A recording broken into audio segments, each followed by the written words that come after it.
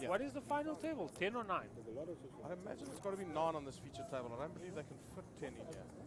I'm sure they have 10 cameras. Yeah, maybe. All right, quite it's ex- 9-handed. Our technical department has just shouted out 9, so we know we're playing down to 9-handed. That 8,000 to means play. we're going to be You playing wanna 5-handed for a while. Yeah, look, The good thing is there's no hand for hand because wouldn't have reached the money yet. Talking about the money, the prize pool's pretty decent. Hasn't been the biggest field, but 400 up top's good money. nothing wrong. Nothing wrong, and every single one of these guys is going to be after it. I'm sure if you got it, you'd put it on Up England. to 21,000. I actually have a good tip for you, funny enough. What's that? I think we should try find 400 and put it on Pakistan to win the toss tomorrow. False. I mean, you and the sports betting, you're going to create a line of degenerate gamers. If anyone wants to know what Moaz Ghani's cricket tip is for tomorrow, if you're out there on the stream, but look, I'm not held to it. He's giving his tip. Let me give you mine. I think Pakistan are going to win the toss tomorrow. They bet 9 to 10 the pair the toss. It's nice, quick and easy, and you'll know the result at 12:31 exactly. Good luck to all of those who follow. Mai's giving his cricket tip. Let me give you one. Whatever price South Africa come out on Sunday, you can empty out. South Africa don't lose when they're in pink. at 100%. That is correct, brother. South Africa do not lose in pink. Whether they It's exciting that we're playing the pink ODI again. Cancer, the support for cancer. Yeah, Nice initiative. It's a It's good beautiful. initiative we have every year, and Wanderers are sold out already. You know, I've been there once before in the pink ODI. I think I was the only guy in the blue shirt. You were supporting India? I think so. Guaranteed. 8,000. Everyone else wears pink, right? 100%. No, definitely. If we, I mean, Gio So- is so my must- mate, and like we said, tomorrow we're planning to go to the cricket. Gio is probably. Oh, Cam all has right, found let's kings. stop that Not, conversation. not very long after he found aces. And this time he's under the gun. I'm sure he's going to get more action. I mean, surely he deserves some action after the aces, right? Well, you'd. Nick Yanoi looks interested. We can't see what he has. He Nick has always looks 9-8, interested. 9-8, and it's going into the mic. Cam's almost stiff next one in the big Mr. one. Sa, oh my God, that's I mean, this is so stiff. Cam has aces, Nick Kings, and Mr. In- Sun has found In pocket all aces. honesty, all the money should be in here before we see any cards on the flop. Mr. Sun's not one to slow play. He's going to raise this. And I think he'll make it quite big. Oh my God, he flatted. False. Wow, Sun wow, just we were. called. Cam might, jeez, Cam, for Cam's sake, Cam might have got a lifeline, yeah? he might get a lifeline. So, Mr. Sun's taken the tricky route, and Warwick has 8-2 off and is giving us one for the camera with a little slow roll. Everything I've said that they don't do, they've done every time instantly.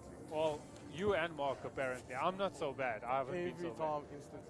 I must be honest, I don't If really this like board the comes flat. low, oh my word. I this mean, board Warwick had changes. 8-2s. He considered calling. But now, this board's a very, very bad board for Cam. You know, the thing that I don't like about the flat is aces pre is because when he has a hand, when he's up against a hand like kings or queen, he loses a lot of value to those hands when it comes out scary. Sure. I'm not. I mean, obviously he found the board that he's looking for, and obviously But he would have got the money in pre-flop anyway. this is also Oh, another he flat just call. called again. And I think he's going to flat the turn as well if Cam bets. Check a I mean, bit. it's interesting that I think you see Cam check here and hope Mr. Sun has a go. Oh wow, Cam's going to check raise. Huh? 100%. He might even You know, check call and try to let Mr. Sun hang no, himself. I think he definitely check raises here. but Mr. Sun's staring somewhere. And, 38,000. oh, he's working out a number. 38,000. I mean, the pots. I wouldn't be surprised to see Cam make this like 110. Let's be honest. If me and you played this hand, I think this pot would have been all the money in already. It's a nice way of Sun playing this. It I is, but I think Cam's trying to line him up to get all the money in some way or another anyway. And And here comes I the think raise Cam's you're gonna, talking Cam's about. gonna make it 120, maybe even 130. Yeah. 38. I don't think that big. I think he's going to lead into the 90s. I think he's going to go for. If he wants Sun to get all the money in, he's got to make it. He's got to make it over 100. Yeah, if he I wants all think the he's money. going to lead into the 90s. Let's see what he does. It looks like he's cut out 75,000. He's adding a bit No, more. those are 1,000 chips, all right. That's 15,000. All right, he's added a bit. I mean, oh, he's just he's called. just flat called. I mean, we're doing very well in this com box. That is a flat call. 85 total. 85. I mean, there's a 50,000 chips at the hidden in the bottom. middle. Moaz Ghani And gets it right Sun again. goes all in. Cam's going to snap call. And there we go. And that's now the, Cam's about to see the bad news. that's the bad news. And look at him. Cam- look at the distraught Cam's on his just seen face. the terrible news. Mr. Sun tried to trap him, landed up trapping him completely, but I mean, the money would have gone in at any stage Cam- in this end. Cam's running to 2 outs. And on the river, we have a 7. They're unfortunate for Cam. I think Cam he still gonna be survives decked down the. to like 80,000, going to be getting his chips. And in very Mr. soon. Sun might go up to 708, 710 around there. And Mr. Sun's new chip leader. You're 100% Your new right. chip leader on the table. 708,000. Wow, Cam's very short. 11 big blinds now, He's 89,000. not quite as short as Bozo, who's just walked into the commentary booth. He's come to give me a little bit of relief. I can go have a cigarette. So I'll leave this to Bozo and Moaz for a while, and I'll be back just now. All right, Gio. Thanks. It was nice having you chat shortly. The rotation policy is 1 cigarette, not more than that, eh?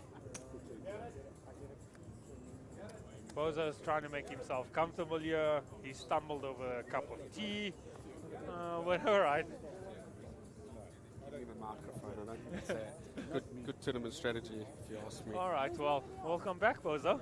Good to see you, Mo. So we were discussing cricket tips. Do you have any for us? Last game I watched like really intensely. Alan Donald and Lance Klusner got run out. Look, brother, some things we don't talk about on TV, and that's just one of them. I mean, the whole country cried that day. The entire country. I don't know why I would take the needle at myself, because I actually love cricket. We've got a World Cup here, right? And actually, our one-day side, you'll know a lot more about this When than did I we do. have the World Cup here? Isn't the World Cup this year? Oh, you're saying we have a World Cup this year? Yes, in England, definitely. Yes. And just wanted to ask, is it later in the year? Is it No, before? it's in June. It's in June. So, and the Rugby World Cup's later, right? The Rugby World Cup, I'm not entirely sure, but I think it would be later. The Rugby World Cup, am I right by saying it's in New Zealand? Is it in South Africa? No, it's definitely not in South Africa. I think we would have heard about it. Okay, that's how much I know about the rugby. Rugby is just the one sport I never actually got Yeah, into. me neither. I mean, I watch it, but Yeah. I can't say I'd like know when the next event is or whatever. Do you take bets on it though? On the rugby, Yeah, if you have if to. there's a fly on the wall All right. Yes. and you available, we Okay. can bet at what time it would leave. I believe you. You're a notorious bet on coin tosses. That was my tip. Yeah. That was my tip for tomorrow. Pakistan to win the coin flip. To win the coin flip.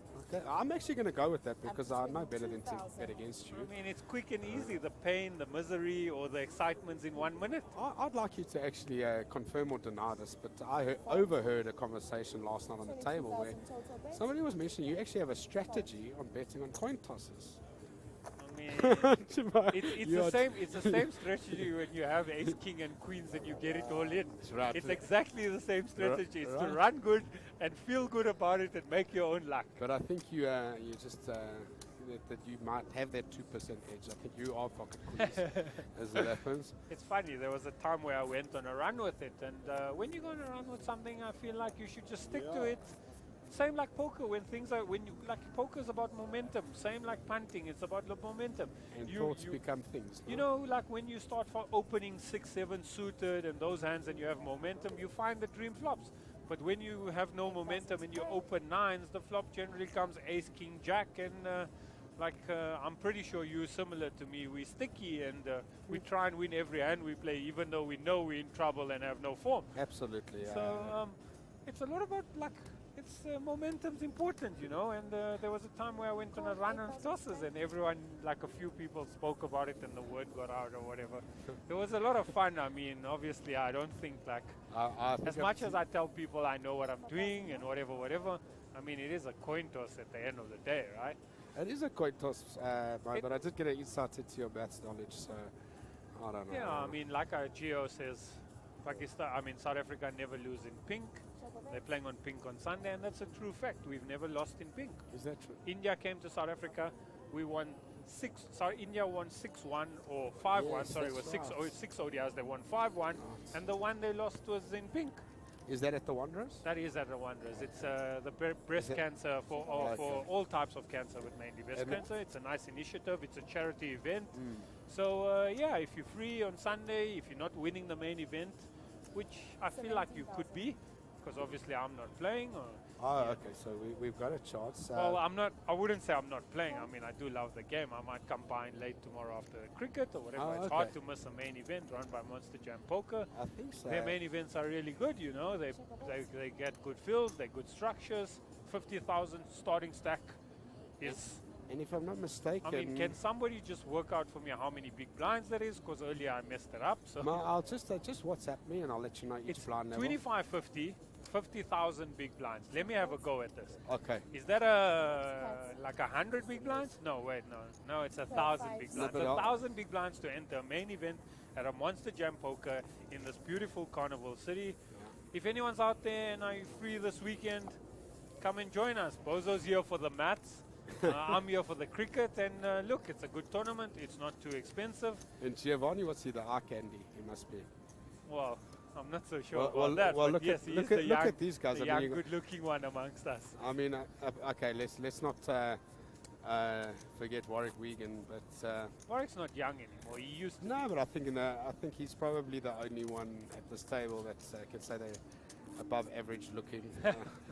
I'm sure Cam thinks he's above average looking, but that's because he gets blinded by the glare of the shine of his forehead. Absolutely, no, there's a lot of reflection there, but he'd be wrong. 8,000 supply. So, look, back on the main event, Mo's been quite modest. I think the last main event he played, he split. What was the last main event I played? Didn't No, you play brother, the last main the event. Wild Coast? And, But that wasn't the last. The last was Times Square. okay, so it's the second last one he played. Shoot me, please. Split with George Levine. Yeah, that was quite nice. George. And Cam's got a hand, yeah. I mean, this is an automatic shove. Yes, auto shove, yeah. Are we at 510 yet, or are we still at 4.8? I think we're at 510. We're Okay. at 510. We should be at We're 510. at 510, so just to help you out, Cam has 8.5 big blinds. I think Mr. Sun lets that go, right? Mr. Sun, he should let this go. He's chip leader.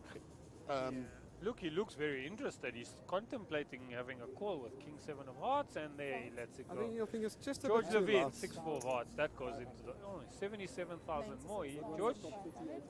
George likes to call off these hands with small stacks. He can get stickier. I think George also likes to posture, he believes. I'd like to look. I'm winning 2-0. He let me down. I could have done my money in the sand. Stuff. I'm going to ask him to just play a little bit slower. Because I definitely was going to win some money there. It's actually cost me some cash. I'm quite upset about it. It's all right. Would have been the most money I've won in a couple of days. So that shove from Cam's actually quite big in the dynamics, because Blinds? now he still has 10 big blinds. Well, He he's- had like 9 at the start. He's gone up to 10. well, he had 8.5. I won't get. I mean, we I don't won't have get to be too sticky. technical about the points, you know. I mean, my math is bad enough. I mean. So yeah, Well, I he's mean, got 11 now. He's got yes, 11 and big playing blinds. 5-handed is obviously a lot harder for him with being so We're short. still on 4.8. We're still on 4.8. Oh really? Yeah. But that's just this blind structure is so good. Yes. This tournament could run well into tomorrow, quite late, almost to the start of main event as And well. I Camlin finds ace-5 of diamonds. Now, And is this- this the auto shove? 5-handed? I think this is an auto Yeah, shove. I a think it suited goes ace. in. Yeah. There you go. Suited ace. You know, like ace-5, if you had ace-7, you shove, ace-7, do you shove?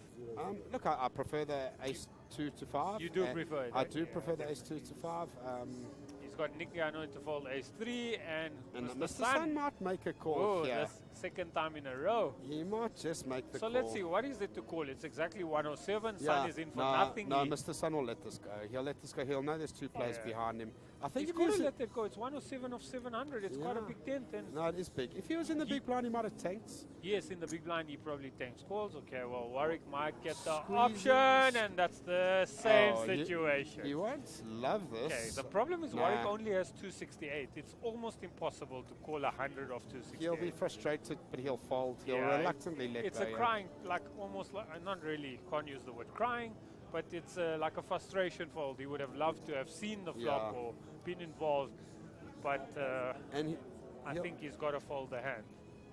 The good news for Cam is if he does call, 2 of Warwick's outs have been eliminated, yeah, that is making it a true. lot harder for him to win the hand. If he knew what Mr. Sun had, he would have turned them a long time ago. I think this is frustration. He Yeah, already it has is frustration. decided he's folding. I He's mean, too good when to you, when to you not say fold. already decided, I think he still has like a 5% chance of calling. He looks like tempted. He feels like it is 10 big blinds. I mean, Warwick's good at maths, unlike some of us in this com box. Yeah. And he does I know that won't Cam's argue. capable of shoving King Jack, King 10 those kind of hands. So Absolutely. it's not like he's entirely Suited dead. connectors, he'll put in there any pair, so thinking maybe there's a flip. Yeah, so But- look, he's having the conversation, but I think I'm going to go with you on this, Pozo. I think that in the end he's just going to be frustrated and let it go. Do you think it made a difference if he had it suited? I think he would be in the exact same position if it was suited. I feel like if it was suited, Warwick might have been more inclined to call him. Yeah, I think it would have gone maybe from 5% to 7%, and I think his The percentage. same chance you have, I think, when you have suited and non-suited, the same chances That's- you have. This is what I was going to say. I think that 2% was probably the difference. Yeah, But there we he's go. folding. There's the fold. It's a lot of frustration, but it's got to go in the bin. I mean, if you can, do you want the call with King Queen? I think you do. I think you're sitting there with 14 bigs. You want. You need to get back into this tournament. Oh wow, he just showed the 5 of diamonds. He's putting the needle. Wow, Cam. That's unlike Cam. That's- We used to think you weren't a nice person. Now we're actually starting to think you're quite nice.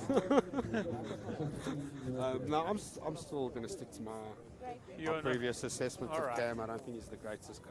But Cam definitely has the nicest beard on this table. Absolutely. All right, And- Bozo, it looks like at the end of this hand, either there's a huge hand. No, this looks like we're having a break.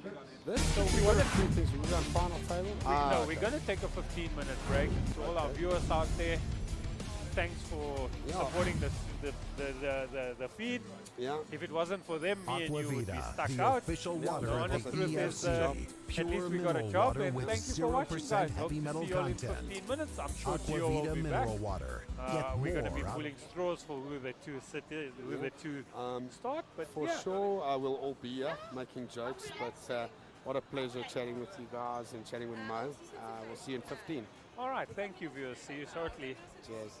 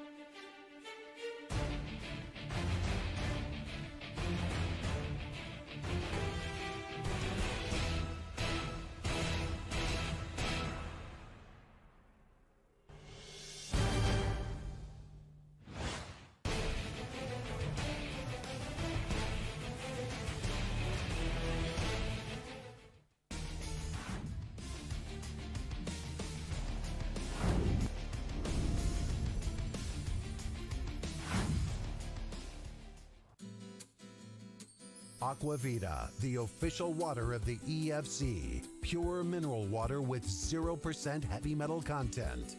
Aquavita mineral water. Get more out of life.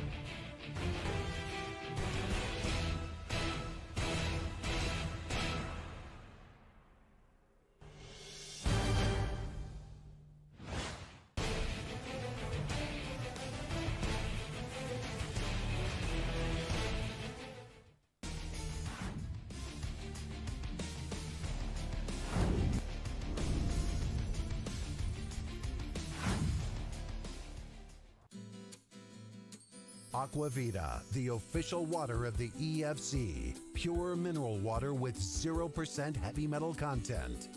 Aquavita mineral water. Get more out of life.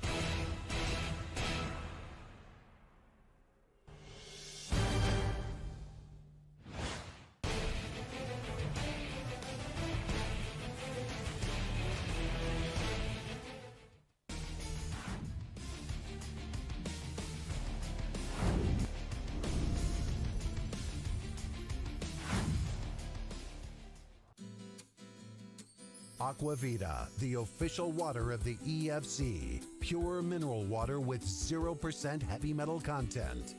Aquavita mineral water. Get more out of life.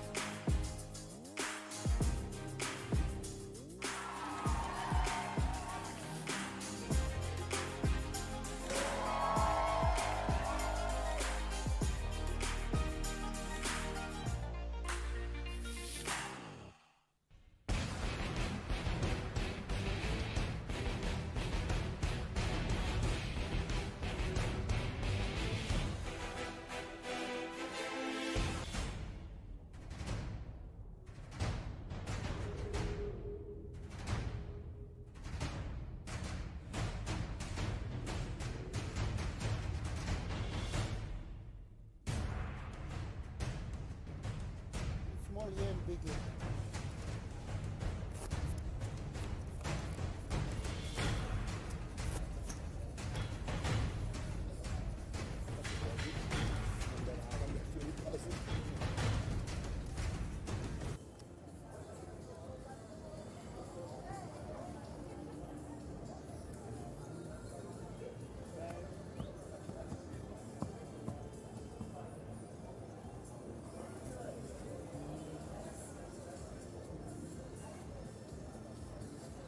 Yes.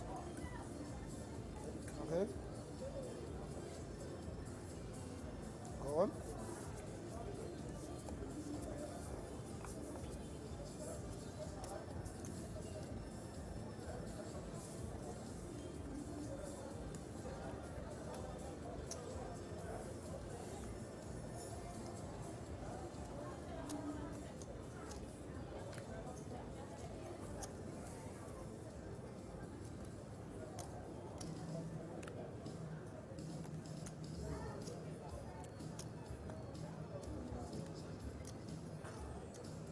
Got 116 left.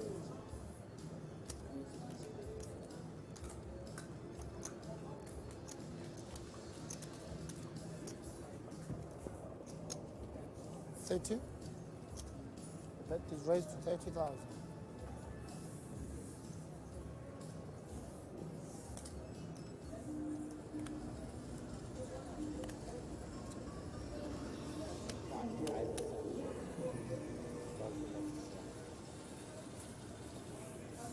Big blind.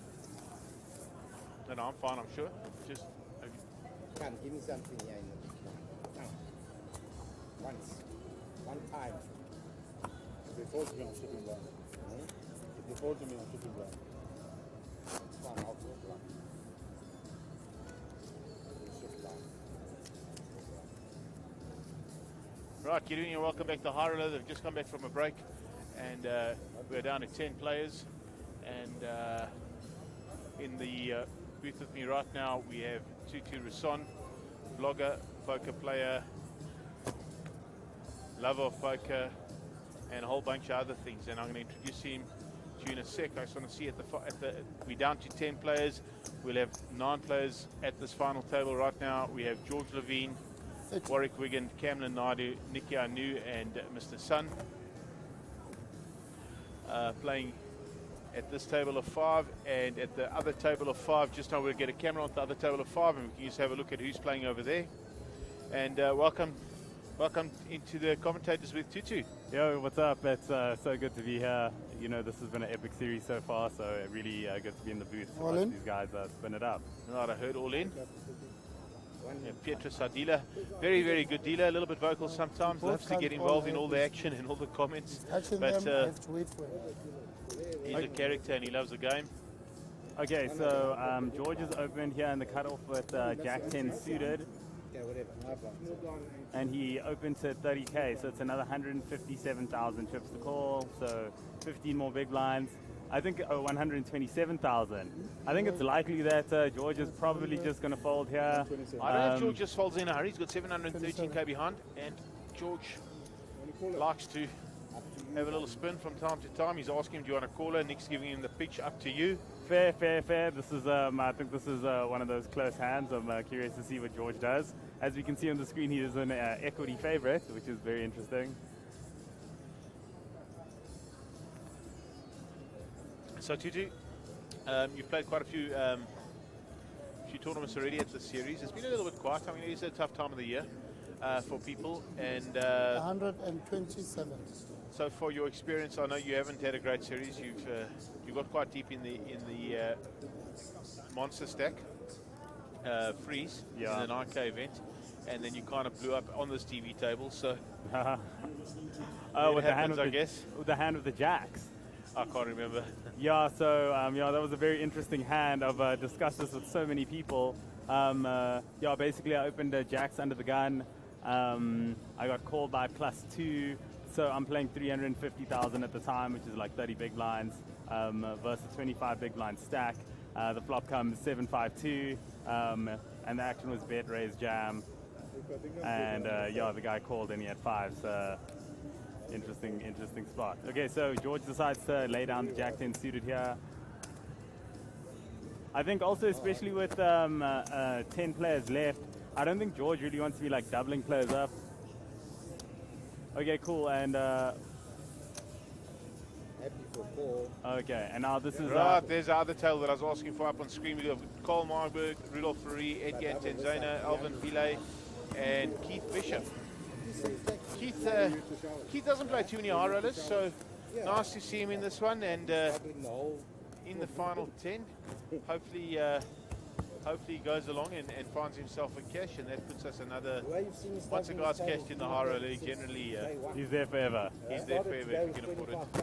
Yeah, so Keith is quite an unorthodox player. He can put players in very difficult spots. So it'll be very interesting to see if he makes this final table with some chips. I think we'll see some fireworks. Right, George Levine, Jack 9 of diamonds. So he opened the previous hand with the suited Jack of 10 of clubs. He's definitely going to raise this hand, I think. How much? 30,000. Right, 30,000 to go. Okay, let's see what Warwick does here. Okay, in the muck. In the muck, right, there we go. Cam's found himself a... Whoa, this is going to be very... Well, okay, so Cam is playing... Okay, so Cam's obviously jamming here for 111. And then... His Cam obviously lost some hands since I was away. Cam was chip lead at the table 111. a little bit earlier. Right, that's the second time George has opened, and second time he's got shoved on. Ooh. And if he decides to make himself a call, he's going to find himself in a whole bunch of trouble. So as a poker player, these spots are so interesting because it's tough not to start feeling like people are taking advantage of you at the table. You just get annoyed and you're like, you know what? Yeah, I folded the last one. I'm just going to put it in over here. And it's only 81 for him to call you up. 81 off his 630, 680. So it's like a 730 stack, but there it goes, back in the muck. He's folded again. See, that's very good. George showing quite a bit of discipline here now. Not letting the emotions involved. This is what I had. Yeah, look, blinds are 5 and 10k and 10k on the button for the ante. So every single player at this table is not like under too much pressure. I mean, Cam's got 16 bigs really. Well, it's I think 16 bigs is a playable stack for sure. I think when they're playing six-handed with the big blind ante, his stack is under a lot more pressure. So I'm sure right now he's just like, let's just get to 10, so I don't have to keep paying this ante. I want to apologise to our viewers on Twitch. Apparently there was no no screen there or no picture with sound, and apparently on our YouTube link it was the opposite of that. There was a picture with no sound, and I know our Facebook feed was perfect, so but apparently everything's up and running now. We do apologise for those viewers that were watching on there. Glad to have you back in full swing. Right, Warwick found himself 8s under the gun. Okay, he's so open up. interesting to see that blinds are 510 and people are opening to 30. So 3x seems to be the standard raise at this table. Okay, so we have Nick over here with aces. Oh, right, here we go. Wow, this is going to be a very tough spot for Warwick. Yeah, Nick will structure a raise, yeah, and Warwick will call him off, I think. Raise announced. He's going to structure a raise, Nick. He's not going to shove. He wants some action with his aces. Okay, so how much has he made at? It's like 70, 90,000 in total. 90,000 in total. Yeah, so I think Warwick's now in a position where he has to go all in or fold, which is, wow, it's very hectic with pocket 8 or 20 big lines. But I know Warwick's a very good field-based player, so I think he's just going to like take a look at Nick, see how he feels, and go with his read over here. So let's see what he does. You'll also know that Nick doesn't always have everything that's massive and big, and Nick likes to play with some funny cards, and Nick will have position, and Warwick will think, yeah. Wow. That'll be interesting. Warwick's giving that stacker stare now. You see, he just like leaned into it and looked down. And I'm waiting for the Warwick pitch, which normally comes. 107. Oh, wow. Eyeballing it again. That's a great picture. Thanks, guys. That's an amazing picture you just gave us there. Warwick giving it the eyeball. That's one of our pinhole cams that's stretching out there too. Not a bad. There we go, back in there. Yeah, very cool. Yeah, I love what you guys are doing with the stream. I think Monsterjam, I think you guys have just taken South African poker to the next level. This is incredible. I mean, I know there's some work to be done, but it's honestly just incredible what you guys have done. Never. Warwick's asked, will you show? Nick's given the answer, never. So as much as anyone else. Never. And Nick's pretty relaxed there. He knows he's in a very, very strong position. And Nick won't be upset. Nick will love this all in. And if he gets beat, let's just laugh. He won't. I feel like Warwick's going to fold here. I don't think he wants to flip when he's got 20 big lines over here. So my guess is he's just going to fold because he doesn't want to go all in and get called by ace king. Like, that's my guess. But let's see. Obviously, Warwick's saying you want to get in. You got a very big pair. Warwick very experienced in these events. You can do it. You don't have to say anything. I'm just thinking I'm going to be another 20 seconds and then that's it. I told you the Warwick picture's coming. It always comes. Okay, just fold. Just folding. I've read Snowman. I know you folding. I don't know if Oh, I'm Nick's folding. busting. Yeah, I know you Nick folding. is trying to rope him in. Yeah, I know you folding. But Warwick's too clever. I think Warwick will know. Warwick will know that he's just dying to get him. I wonder if Nick just goes all in. I think he... Oh, there Nick shows the aces. Nice. Nick shows the aces. But I mean, Warwick could have just switched his. If Nick didn't show, he would have switched on the stream, and 30 minutes later he'd know what it was. So. Exactly, yeah. I wonder how many of these guys at the top levels are actually taking this information and using it to their advantage at the poker table. Well, I can tell you, Eugene studies it emphatically. David Rosenthal, I know in December, just spent his entire December watching the stream, taking notes. Well, guys, there go your secrets. Yeah. the secrets out. I'm sure guys like Tucker and Greg Ronaldson, I can imagine, yeah. who's not at this series, would be watching this, trying to work out how their players are, trying to pick up tells on their players, trying to work out their bet sizing in position, trying to work out their ranges. Very, very interesting stuff. Okay, Cam, You can see a flop, my brother. what is he going to do here? 16 bigs. I think he's going to jam. All in. Okay, Cam called for the button, the all-in button. Okay, this is when you just let's just win these blinds now. Is what we're hoping for. King 9 for Nicky Anu. That's in the muck. Mr. Sun, 9-6 of diamonds. Very nice looking hand, but that'll be Gonski's. After Sun City, Mr. Sun's just become a complete regular on everything. Well, he played everything last year anyway, but Sun City was his first one. We discussed this a little bit earlier. First major win, and he won the main event at Sun City, so it wasn't just like a little event, that a sideshow that he picked up. He picked up the main event, beat 244 players. That was a huge event, yeah. And he's such a nice guy as well. And it was an all Chinese heads up at Sun City. Actually, funny enough, I know you were there at the end at Sun City. Yeah. You were actually you won a ticket from our sponsors, GT247, if I remember correctly. I did, yeah. That was an amazing experience. Yeah, and they looked after you and bought you a ticket into the main event as a prize winner for trading on the site. Or, Small and big. You know, they were running a competition. And shout out to GT247.com. And you got yourself a nice cash here, courtesy of GT. And Mr. Sun played heads up against another Chinese gentleman. I can't remember his name, but he was just a random guy on holiday who we picked up at Sun City, and he decided to play and picked himself up about 700,000 rand. And it's a pretty good holiday out there. Yeah, absolutely. Okay, what is George going to do over here? Yeah. Got some chips, he's on the button, short-handed. Yeah, he's just going to apply the pressure to these guys. I think everyone wants to make the final table on some level. So, yeah, this is just him using his big stack. Out for a King 9. Ooh.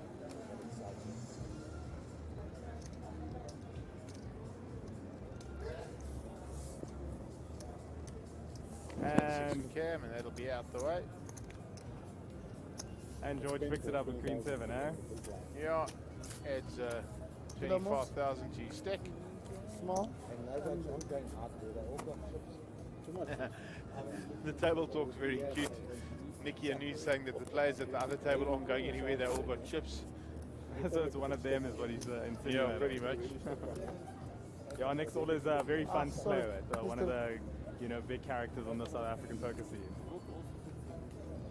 And if you haven't been down to Carnival City yet to play any of our events, why don't you come down tomorrow, maybe at 2 o'clock. There's a satellite to win a seat into the main event.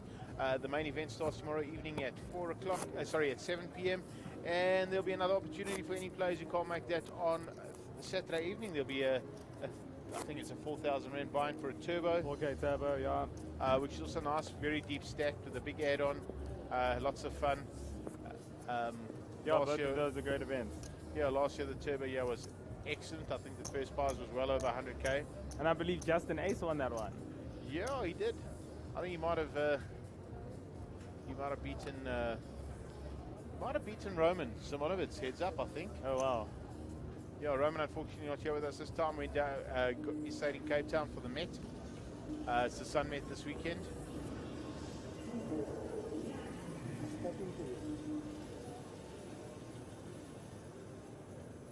This is interesting. And if you want to have a bet on the Sun Met, have a look at you'll see one of our sponsors, Sunbet, who sponsors our event. Go onto their website, sunbet.co.za, and you'll be able to pick up some lovely prices on the horses that are running the Sunbet. In fact, you can bet on anything at Sunbet. In fact, any sport, any racing around the world globally. Wow. Right, what happened here?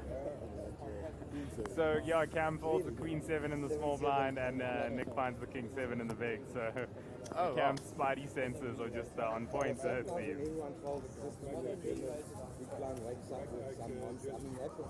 So Tutu, last year you travelled around South Africa pretty much to every event on the Monsterjam tour. How did you enjoy that? Yeah, I mean, for me, it's I find it so much fun. It's so enjoyable to get to see South Africa while playing poker. It's just yeah, I don't know. Like the people are great. For me, it was it was amazing. The casinos were amazing. Had a few cashes along the way, so yeah, it's just so much fun. I like for anyone that enjoys playing poker, it's definitely put one of these events on your schedule. Yeah, I'm not even just saying that. Like I also feel so well taken care of when I come here.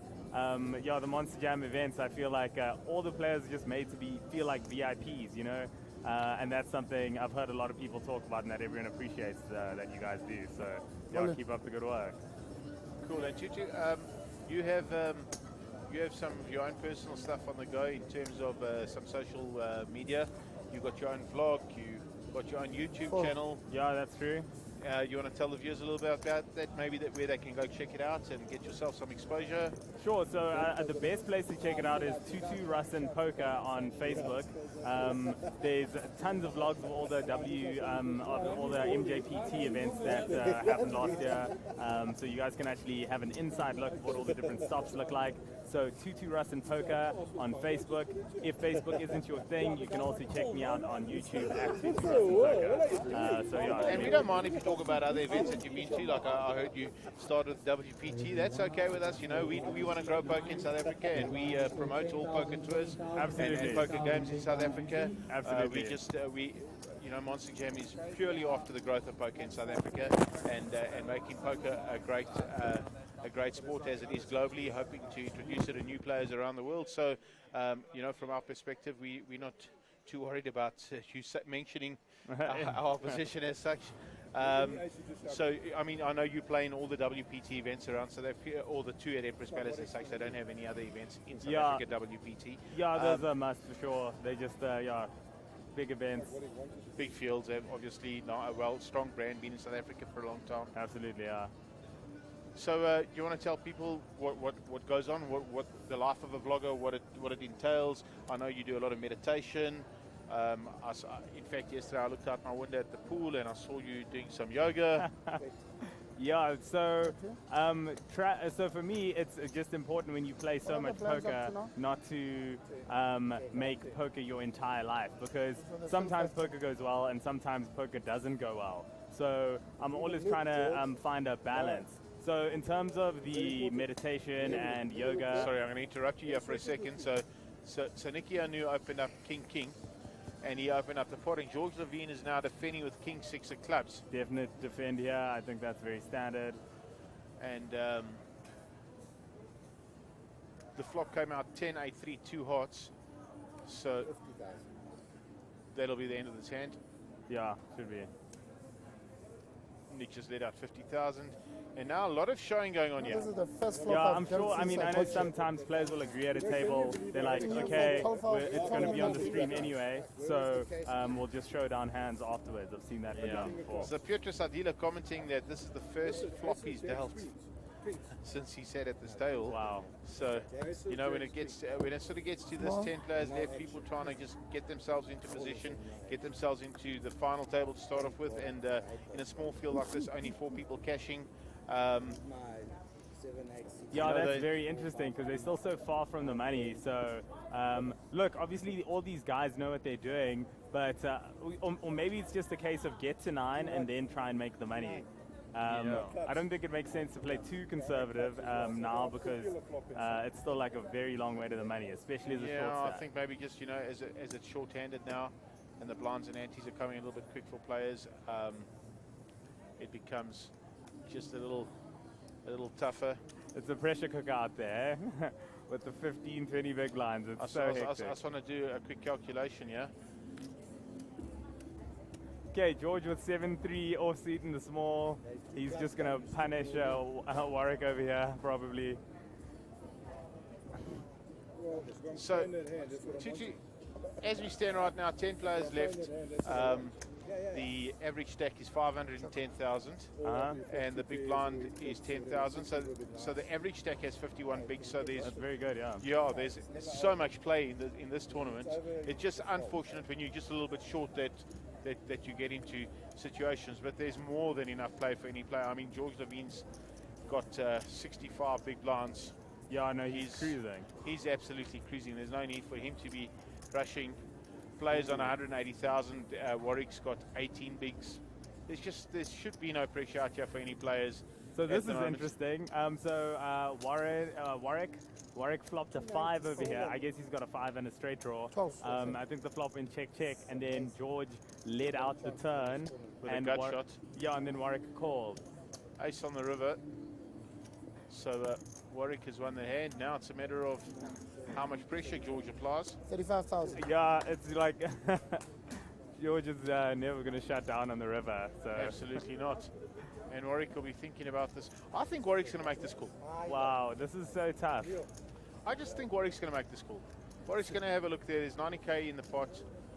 He's getting sort of 3-1. He never believed George all the way, you know.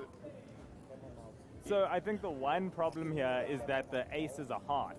So it's like, if you just assume that George is like bluffing with reasonable hands, like, you know, the gut shots and maybe some flush draws. Like the flush draws get there, maybe like something, I guess ace 10 he raises pre, all his aces probably. So it's just interesting because it's a heart. Because you'd obviously bet 2 hearts on the turn. And then when the heart rivers, he bets again. So now Warwick is like, he's beating just an air ball. So like maybe king 10. Warwick's got to give, you know, Warwick, I think Warwick's going to make this call there. Spot on. That's I've been so... What an epic call. I can't even believe he made that call. That's crazy. Well done, Warwick. I just, I've been so wrong throughout this whole broadcast. I've got 2 out of the last 34 right, but I must tell you, I'm 2 in a row right. So maybe I'm starting to find some form. You should be in there. You should be in there battling it out. Yeah, no, Warwick never believed him from the beginning. I saw that look on Warwick's face. He didn't like it. And well done, Warwick. Good read. Yeah, excellent read. He just knew where he was and he made the call.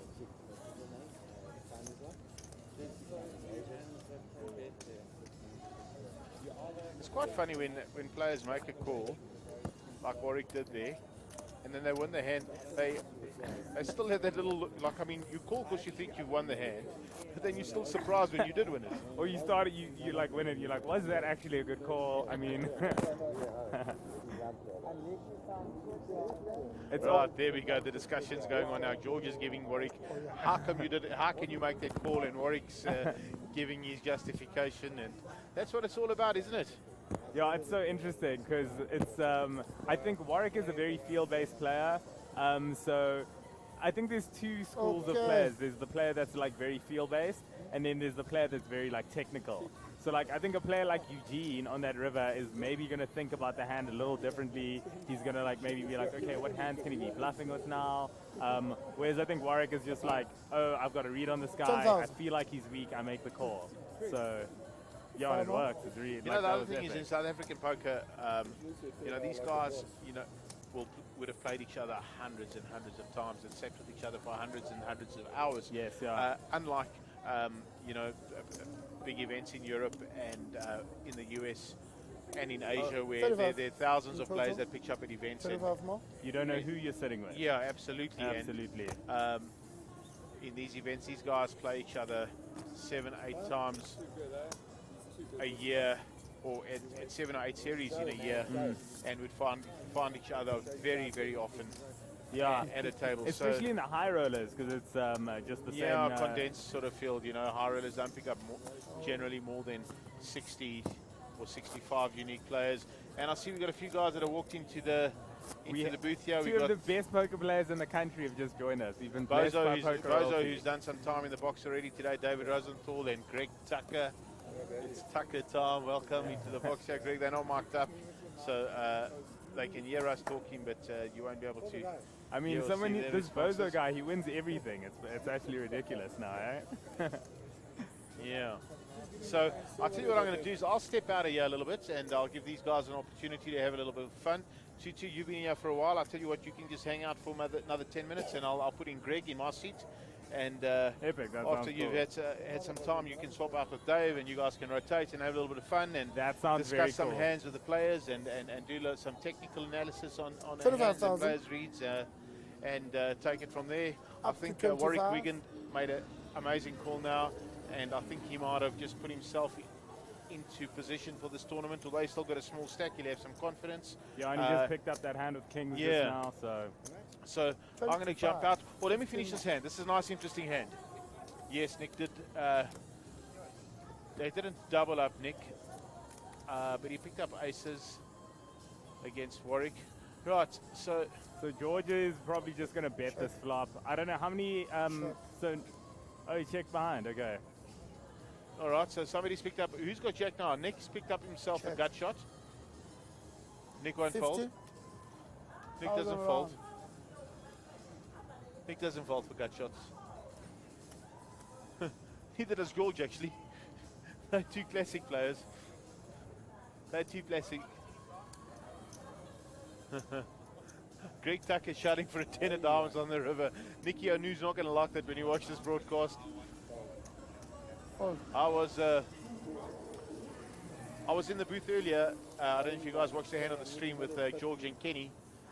Anyway, so George opened up with pocket nines from sort of maybe cut off, and there were 1 or 2 callers. Nick was one of them, and Kenny defended with king 2, and was in the box with me, and he said, "Would you call?" I said, "Not a chance to." I call with his hand. Anyway, the flop came out 2-2 king, and Moore said, "Why would you call with his hand?" And George did a continuation bet of like 22,000. Kenny had no choice really but just to flat it off and not shelve his hand, for example. Well, as I said, and at the same time I said, geez, a 9 would just make life very complicated for a lot of things. Yeah, boom, 9 on the turn, and unfortunately for Kenny, that was the end of his The tournament. glass on the table, please remove it. Yeah. So, Ace Queen of Hearts for George Levine. He's picking up a few hands right any now. beverages. No beverages whatsoever. None whatsoever. Yeah, it's so interesting because he's been super aggressive. So now he's got a premium holding, raising like the 3rd hand in a row. It's going to be interesting to see what unfolds here. So I keep on wanting to get up and out of the seat, but they're just some very cool hands that are coming. And Ace 6 for Warwick. And Warwick will give this a bit of thought, and these two got a bit of history. And if Warwick jams it in, he's going to find himself in a lot of trouble, because I don't think George will fold this one. Yeah. 10-8 of spades for Cam. Yeah. Wait. Yeah. He's just going to flat call here. Okay, so Nick that's behind, and Mr. Sun, he's got queen 5, so that one's a go. That's in a big card. That's a queen. That's one of the outs. That's one of the outs. I'm going to predict a flop. I'm going to predict a ace with 2 clubs. Okay, way off the mark. Both players have missed. Check. Obviously a way better flop for George. Check. Right, so Nick picked himself up a gut shot, plus all his cards are in play. Not Nick, George. Check. And right. Check. And George, I think, will check behind and show down ace queen or pick Ace up the queen. pot. Yeah, it's very that'll be the end of that. Right, there we go, chaps. I'm out of here. Tutu, I'm going to leave you here, and I'm going to put Greg in. And cool, then I'll swap with Bozo. guys sort it out with each other. Perfect, then we good. Okay. And Jax, welcome to the booth. Okay, so I have the privilege of introducing one of the legends in South African poker. We're very excited to have him in the booth, Mr. Gregory Tucker. High roller champion, just crusher all around. It's so good to have you in the booth, Greg. Thanks, Tutu. That was a very nice welcome in. I feel like I undersold it. No, I think you oversold it a little bit, but I'll the take most it. handsome man in the world. Yes, according to Ricky. Okay, cool. So I'm sure everyone's super interested to hear what you think about hands. I know, so you and I speak about poker a fair amount. I'm very excited to do this with you. Cool, man.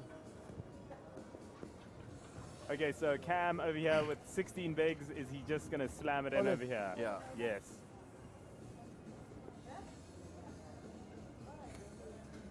So what are your thoughts on, Mark and I were chatting, and he was talking about how the field is so condensed that you just, like, something might be right poker-wise, like in terms of theory or whatever it might be, according to the book, but because you play with players so frequently, you might know how they play, or you might have just specific details on, like, maybe tells that they have.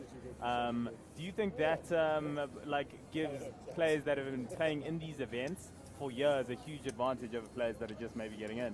I definitely think so. I mean, like this high roller itself has got like 40 runners, which is normally stacked with the same amount of players it normally is. So, I mean, out of the 40 players, you've got probably like 8 to 12 professionals maybe, and like 5 sickos. And the rest, yeah, I mean, it's a familiar kind of. Small blind, big blind, under the gun. It's a familiar. I've lost for words. It's the familiar players. So I mean, you know, like with that last hand with George when he had ace queen ace nine. I was actually kind of surprised. I really thought. I know George is very sticky, so I mean, it's not really a spot to 3-bet there. But I actually thought Nick would actually go for the 3-bet, but he didn't. So. Obviously, he's taking a different strategy. I know we like. Also, because George has been playing super aggressively at this table. Yeah, I mean, even though George is very sticky, I know he's got Nick's got an awkward stack size of like what 27 bigs. Yes. I'm not too fond of, I don't know, really calling out the small blind of ace nine. But I mean, again, it's a awkward stack size. But I mean, if Nick's calling there with ace nine, he has to kind of think he's good there. So, I mean. But yeah, as George been so aggressive, and then he picks up hands, and I think that's where he builds a lot of momentum and gets rewarded a lot. Yeah, it is a very interesting spot there with that ace-9 because when you just assume your opponent's being super aggressive, you just you look down at ace-9, you think it's probably the best hand. But yeah, it's when you call and you're out of position against an aggressive player with that middling stack size, it becomes so difficult for you to actually win that hand. Yeah, I think that's the things you and me talk about, like kind of stack size, how many players with short-handed or long, short-handed or a full ring table. But yeah, I think kind of playing 5-handed, 25 bigs, ace-9 suited, someone that's V-pipping at like 70% probably. I mean, yeah, then you should just jam ace-9. Yeah, it's kind of sometimes jamming for value. But again, I think that's more of an overseas kind of. I mean, we were commentating on like a PCA. I think that hand would have played a bit differently. But yeah, I think you get familiar with all the players that you're playing against, and you know, where you can kind of just pick up on things. Because you're basically playing with the same 40 to 100 people quite a lot. How did Cam apparently lost kings to aces pre-flop? Oh, I didn't see that hand. Also heard that he... So this is the thing about tournament poker, right? I mean, Cam, considered, one of the best. It's like it doesn't matter how well you're doing. Exactly. If you get all in pre-flop with aces and you lose, that's just the name of the game. And you just need to move on. It's just how it is, eh? Well, I mean, even looking at your last year and a half tournament results, I know you've made a lot of deep runs in main events. I know you did very well in Sun City. You got it in good. I think every tournament that you've exited, final. Oh yes, and the big. Oh yeah. What was it? Queens versus. Queens to Jacks. Very standard spot. So I mean, even there, looking there, all your exit hands have been pretty gross at final tables, and that's a variance in poker. You got to deal with it and just move on. But I mean, I know you've got your hand, that hand as well. And that's just poker, hey? But it gets a bit, I think it gets a bit painful after a while. But let's just see this hand. Oli. Oh, okay. Wow, okay, 25 bigs, actually. Yeah, oh, okay, I guess they're playing 17 big blinds effective. Whoa, this is very hectic. This is such a sick spot for Cam. Like, King Queen's a very sick fucking, it's I a know, very sick but hand just in this because I situation. think he knows Warwick's pretty nitty, but I mean, you kind of got to put him on what's his shoving range there. He knows Cam's only got like 15 bigs, so very hectic, I think in this spot he kind of needs to know what he should be calling or folding. See, I think maybe one of the things he's thinking about, he's like, okay, yeah, he doesn't want to get in against ace-2, I think, as well. Like, I don't think Warwick does it with ace-2, but I mean he does it with sevens, Okay, ace-9s. So we're in here with Boza as well. He has an opinion on the call. He says it's not his favorite. Why do you think that, Boz? Ooh, little gunshot for the boys. 10. Okay, cool. I completely, so Boza's logic, David Rosenthal, winner of the MJPT league leaderboard last year. And just a sick human being. Yeah, just a sick human being. I mean, so used to hearing it now. So I didn't hear what Dave's thought was. What did he say to you? Oh, so the reason he doesn't like calling off there is because it's for his tournament life. So I'm going to just articulate what I think he means. I think of this a lot. If you think that if you think that you're like if you think you're a good player, okay, and you have a lot of edge, okay, which I'm sure Cam believes that in this field he's got a lot of edge. Okay, so in this field, I'm sure he feels like he has a lot of edge. So it's when he gets into a position where he's like 50-50 or like 60-40, it's like, why doesn't he just find a better spot, I think is what Dave's saying, because in other situations, he'll have such a big edge that he doesn't need to take a 50-50. He can give up a little bit of his equity in that situation because he's going to like over-realize equity in other situations. I think like five-handed a sub pretty big line stack with someone who's line on line stuff. I mean, no, it's sick. I mean, like I think it's just kind of cool and see what I don't necessarily think you can just like let it go. But the only thing, your tournament life though. I see this is so this is something I noticed with all the greatest guys is like they're very about when they get it in with chip their tournament preservation. life. Yeah. Well, especially the guys in South Africa. Yeah. And Warwick is quite tight in that spot, but yeah. Okay, so we are about to do a redraw, and about a redraw for the final table. All the graphics, etc., will be up soon, and we will be back with commentary. And David Rosenthal will be in the booth. He will be replacing me. Much better results. Better guy to listen to. We're gonna have the dream team. Never. David Rosenthal, Greg Tucker, guys. AKA Mo Salah. Get out your notepads. This is going to be amazing. When you see these guys, give them a hug and a high five because you'll get better at poker listening to this. Trust me. This is going to be amazing. Cool. Okay, guys. So we'll be back soon.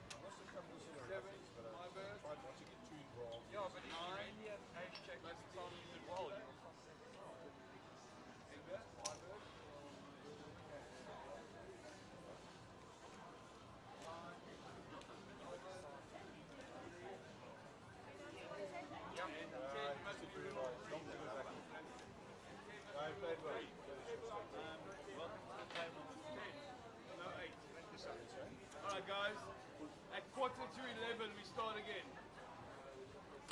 10 minutes, just 10 minutes, go smoke a tea. 11:15.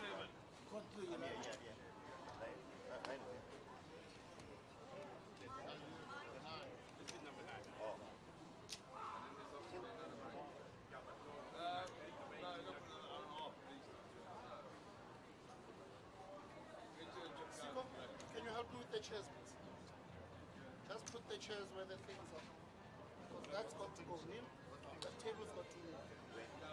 Can we put them? They go there on the 80. Okay, so Neil, will you do a chip card with Gareth, please? Or the other guy?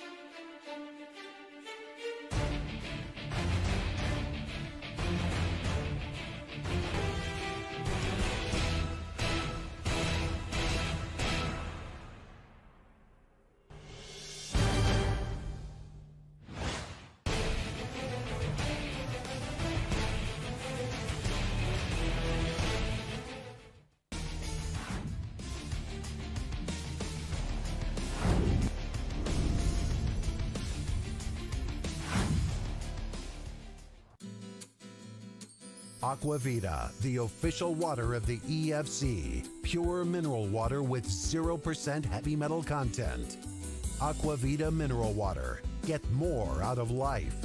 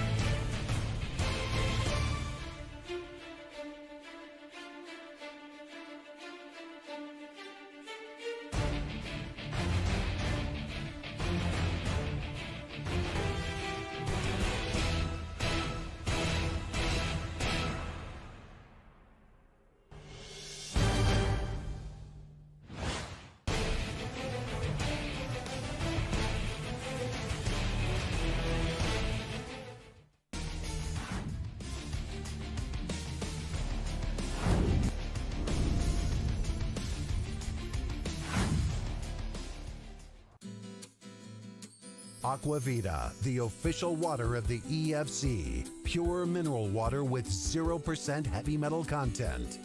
Aquavita mineral water. Get more out of life.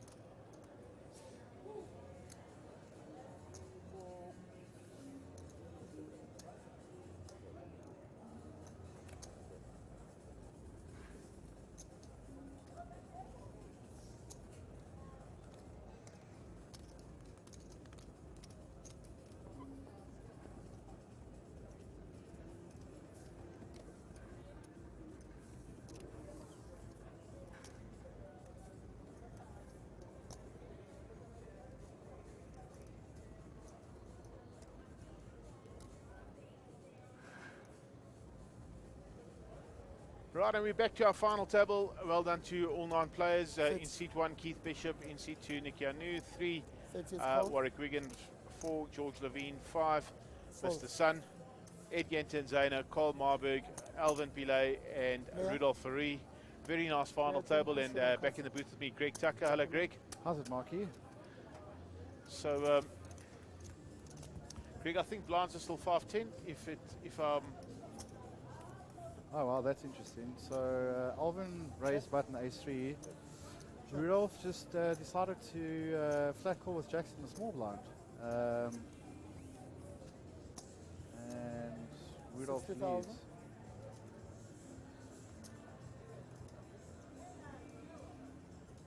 Yeah, Alvin's going to find himself in a bit of trouble if he decides to get a bit funky.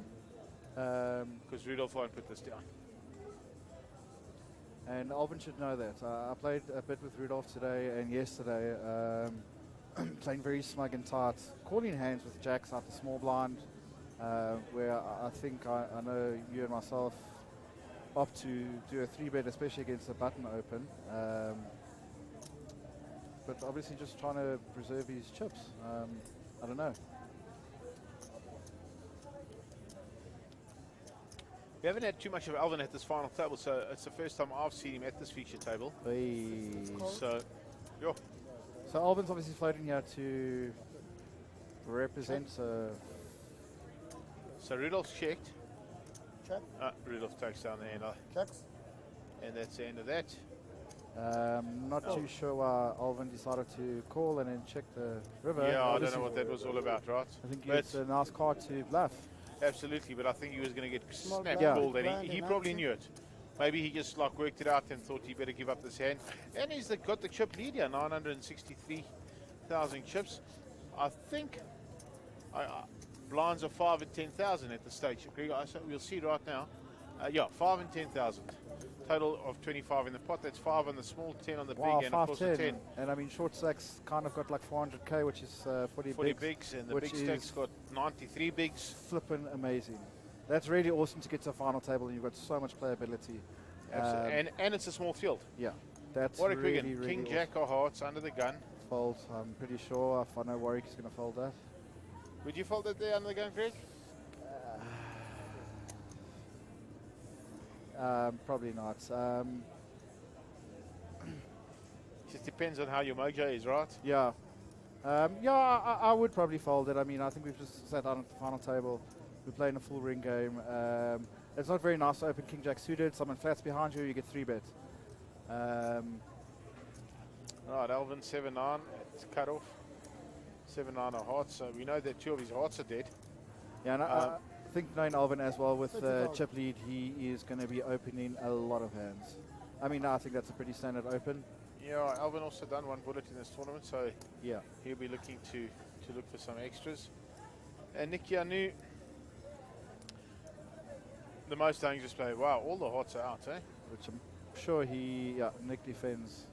I think Nick's the most dangerous player at this table. Yeah. Without a doubt, he's a guy that can do the most damage with the worst cards. Well, I think the thing also with Nick is he's definitely not playing to come 4th, 3rd or 2nd. Yep. He does not care if he comes 9th right now. He will play for the win. Check. Yeah. And that's why he is so dangerous. So, Nick's picked up a queen. Alvin would have to pick up running cards of some nature to win this hand. He'd have to pick up another lowish card to find himself a straight draw. 40. Or would need running 9-7 or vice versa. I don't really like the c-bet too much. I just think obviously Nick's not folding any piece of that board. He's not folding hands like Jack 10, Jack 9. Yeah, so King, Queen, any diamonds. So Alvin checks behind, right? If Alvin picks up any of his cards here like that one, he's going to be in trouble, because it's going to go bet call. So Alvin's going to do a lot of his chips. 50,000. Nick just puts 50,000 in the middle. I mean, he can definitely fold, but if Alvin puts him on a Jack 10, a missed diamond draw. Do you like Nick's player? Yeah, I do. I think it's definitely a bet on the river after Alvin checks the turn. You don't think that you think he's doing that to control the pot, or do you think it's a value bet? I think it's a pure value bet. Yeah, that's why I mean, yeah, There we go. He picks up his 50,000. Cards on their back. And that's a big swing. Nick Queen picks up a lot of two chips. pairs, queens and sixes. And Alvin will throw his cards into the muck. And now Alvin's dumped off quite a few in 2 hands. chips. Yeah, I in the really first 2 hands, don't yeah? like that C bet on the flop. He's got a backdoor straight draw basically against any king or queen. And yeah, it's against Nick. And Nick picks up another 125,000 chips to add on to his existing blind, stack. big blind. And he'll move up the leaderboard nicely now. Yeah, and I think Alvin's feeling that a bit. He's quite annoyed. He's lost quite a bit in the last 2 hands.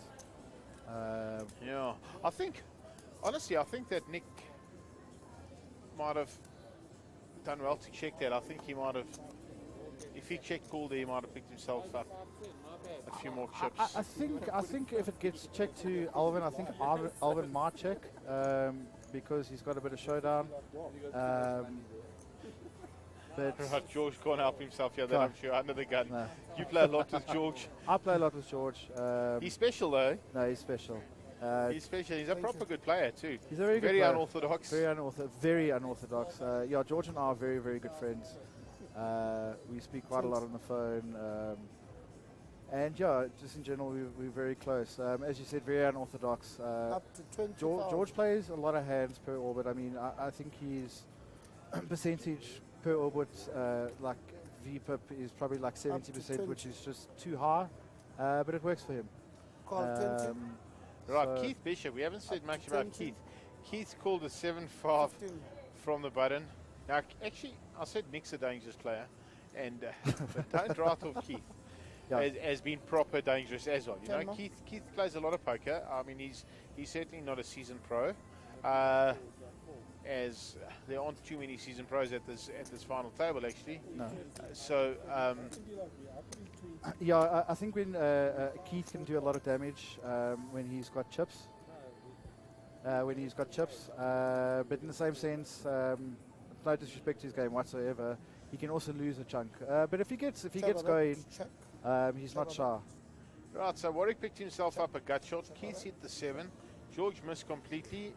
Check. Hey, and Keith picks up a 7. Yeah, Keith needs to bet. I don't know there. what Keith done. Wow. I don't know what Keith done there. Did the gut shot arrive? Yeah. I mean, if you call him a 7-5 and you flop middle pair, you can never check there. Okay. Right, so Warwick has picked up the gut shot. No, he's made it. But Nick's also in the hand. Oh, we don't see his cards. Please show your cards.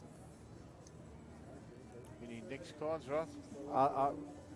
Oh my word! Right, so here's Warwick in a world of trouble. The only thing that can save Warwick here now is a run out heart on this board. He could maybe get away from this. And if it doesn't come a heart and a brick and Nick checks, which I don't think he will. No. Warwick's going to do a lot of chips this hand. That's the bottom line. Warwick will do well here just to flat behind. And there we go. Oh, that's just saved him. I had it straight, so I still have it straight. Slow roll. No, he's not slow rolling. That card saved Warwick a ton of chips. So for the record, Nick did defend out the small blind with Jack 5 suited. And yeah. Just, yeah. It's okay. It's okay. David Rosenthal just walked back into the booth here. So what I'll do is I'll jump out. I'll let Bose have a jump in here, and I'll join you. I'll join back later. I'll come and sit in here with Moaz Garni a little bit again later, and if this goes on tomorrow, I'm going to invite Greg and David to come back tomorrow and do the final table with us, if you guys don't mind, and the players and the money. Play will resume at 1. So I know you guys are loving this and enjoying it, so please do. What I'll do is maybe we should ask some of our guests that are watching to ask us some questions on Facebook. You guys can open up your Facebook page and not on Facebook, on the stream. David can open up the Facebook page on the stream, and if there are any questions from the guests, you're welcome to ask, and I'm sure our guys will be glad to answer if they can. Idea. Just some poker questions, really. They won't be able to help you with any business regarding the tour, but they'll certainly be able to give you some good technical advice if you're looking for anything. So back to David Rosenthal. Thanks, Marky. Shot tucks.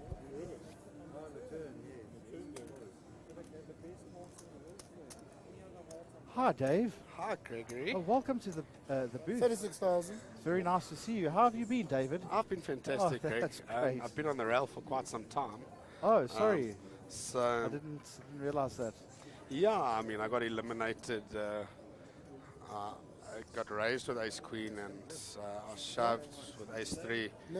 This guy, Takatamni, called me with ace queen and he held up. But that's just how life goes. Thanks for knocking me out, Greg. Spent a lot more time in the commentary booth than I planned on. Well, we speak about that a bit, Dave. You and I are like best friends, and when we come to the poker table, it's not like we're going to look for one another, but at the end of the day, you're playing for the win and so am I, and I think that's what it should be. You know, I know a lot of people kind of, not necessarily soft play one another, but yeah, you're playing for the win, and it's never nice knocking a friend out. But if I knock you out, vice versa, it's with open arms.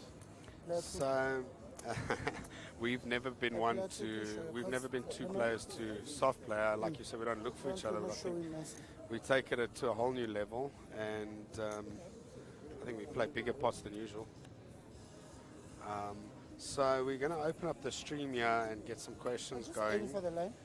I hope they're not too technical. We might have to call Muaz back in if they're too difficult. But we'll handle it to the best of our abilities. I've got a feeling if Lauren Piho's watching, she might hit us with a super advanced technical question. So She might, and she might also have her partner send some more technical questions our way. One of the best in the country. We're really missing Ahmed this week. Yes, definitely. I'd love him to be here. I think he's missing. Definitely. Top players. Definitely top 17 in the country. Most certainly. I'm just teasing. That was a joke. That was a joke. He's a top. He's one of the best. No, he's a sick human. We were chatting about him earlier. Would have been really cool to have him here.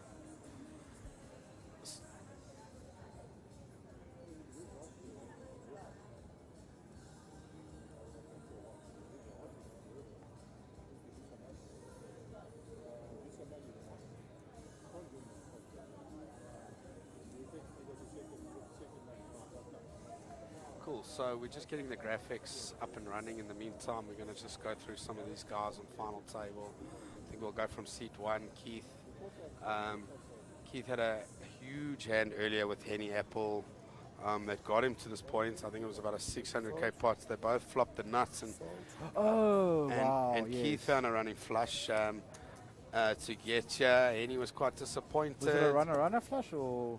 Not sure of the specifics. So they both flopped the nuts with Jack 10, if I'm not mistaken. Must have been the money straight. kind of went in, and Keith was free rolling.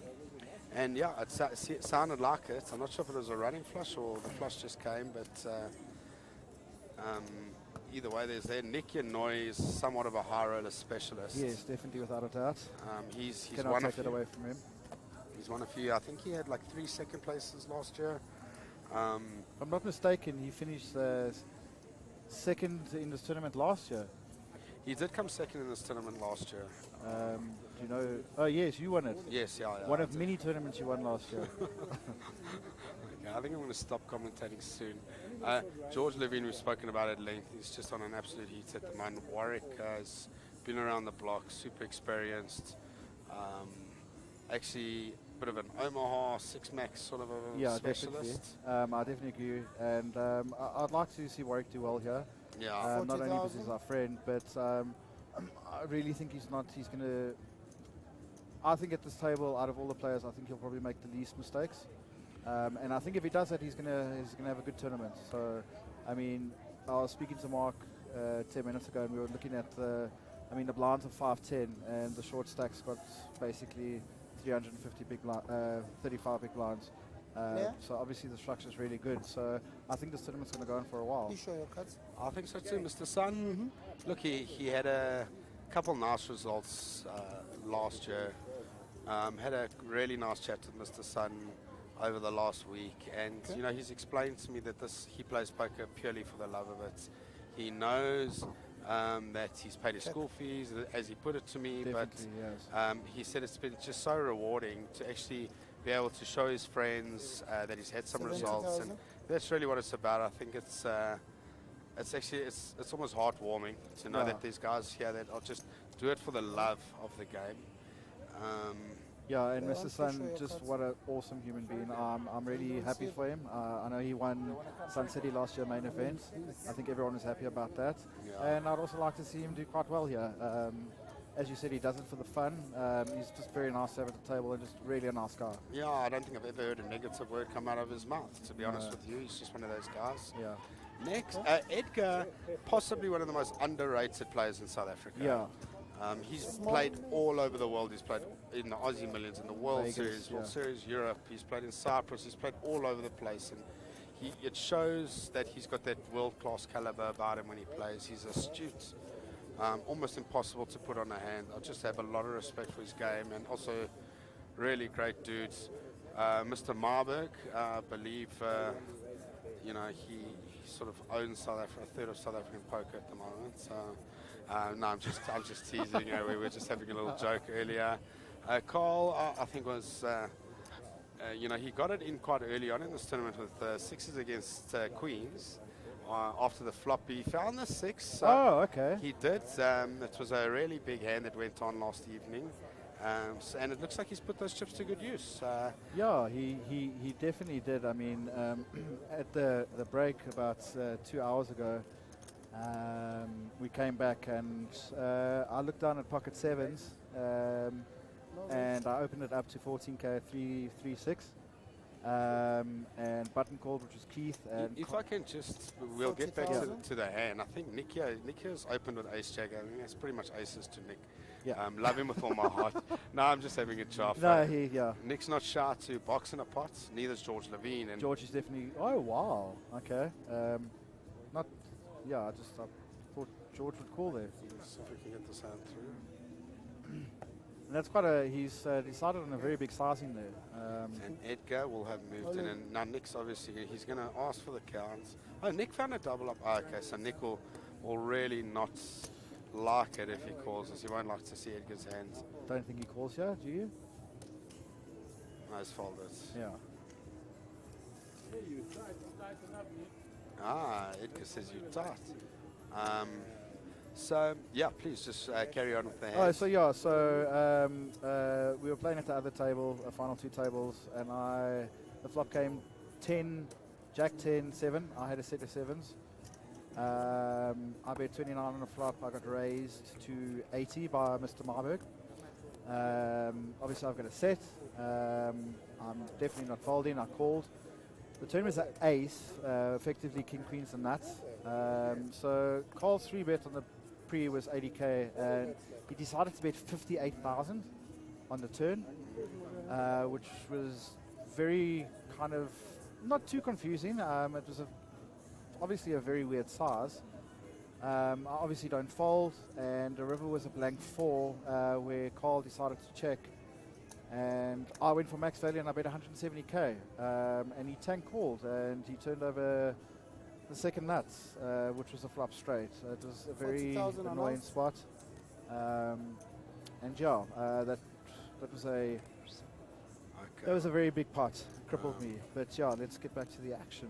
So Nick's made it 40, and I won't be surprised if Warwick just moves the whole lot in.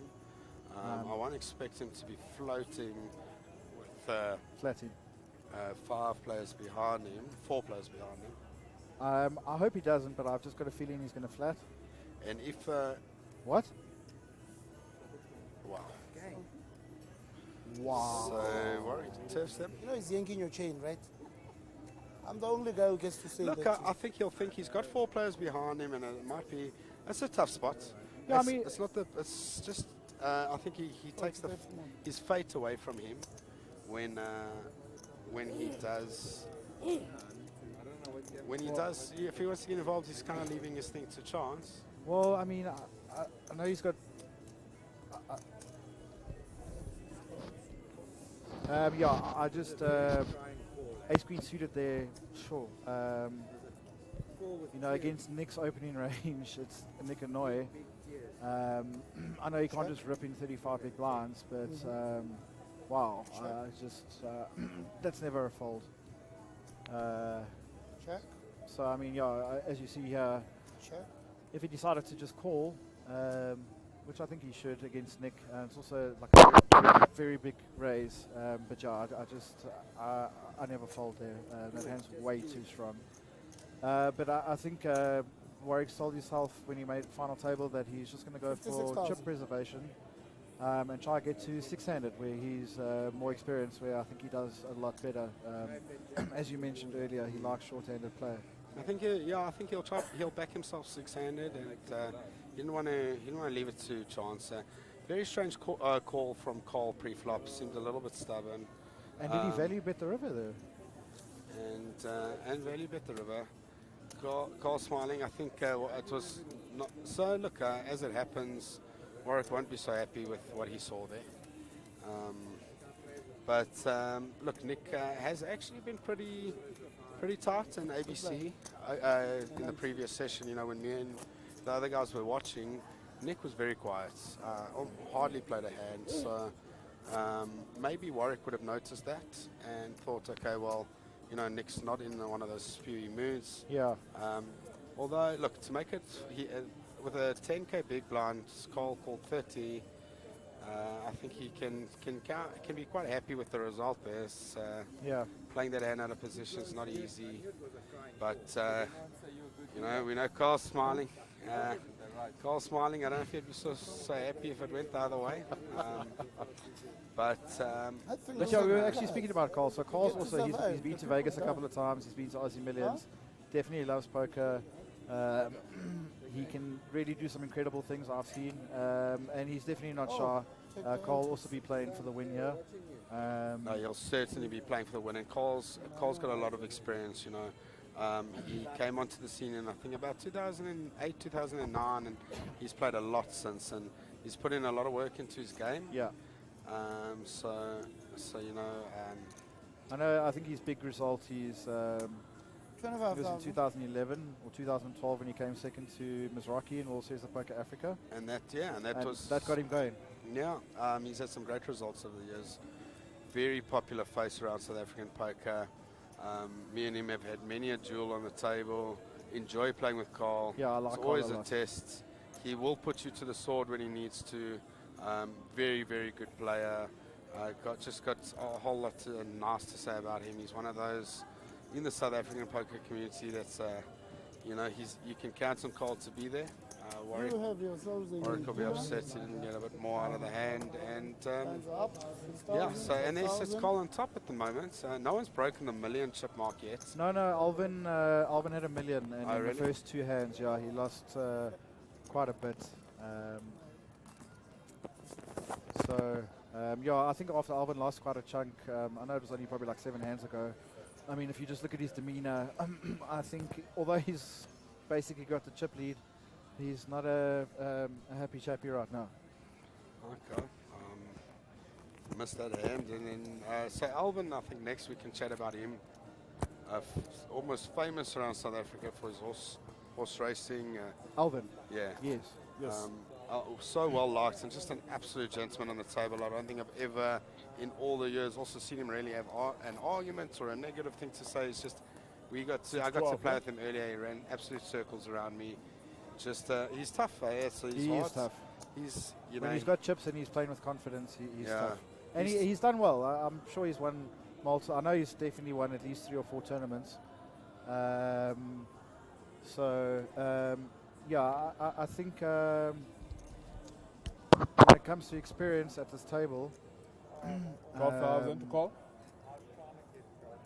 George and Alvin have probably won the most amount of tournaments. All in. Oh wow! One for the dealer. Okay. Are the blinds 10,000? Okay, so all in. What are these here for?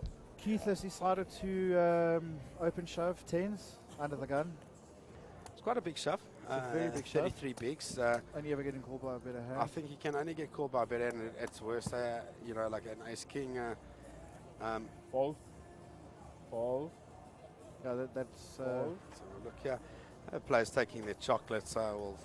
Nice life, final tables. Just a nice touch. 6-10. I think Carl will be throwing these in quickly.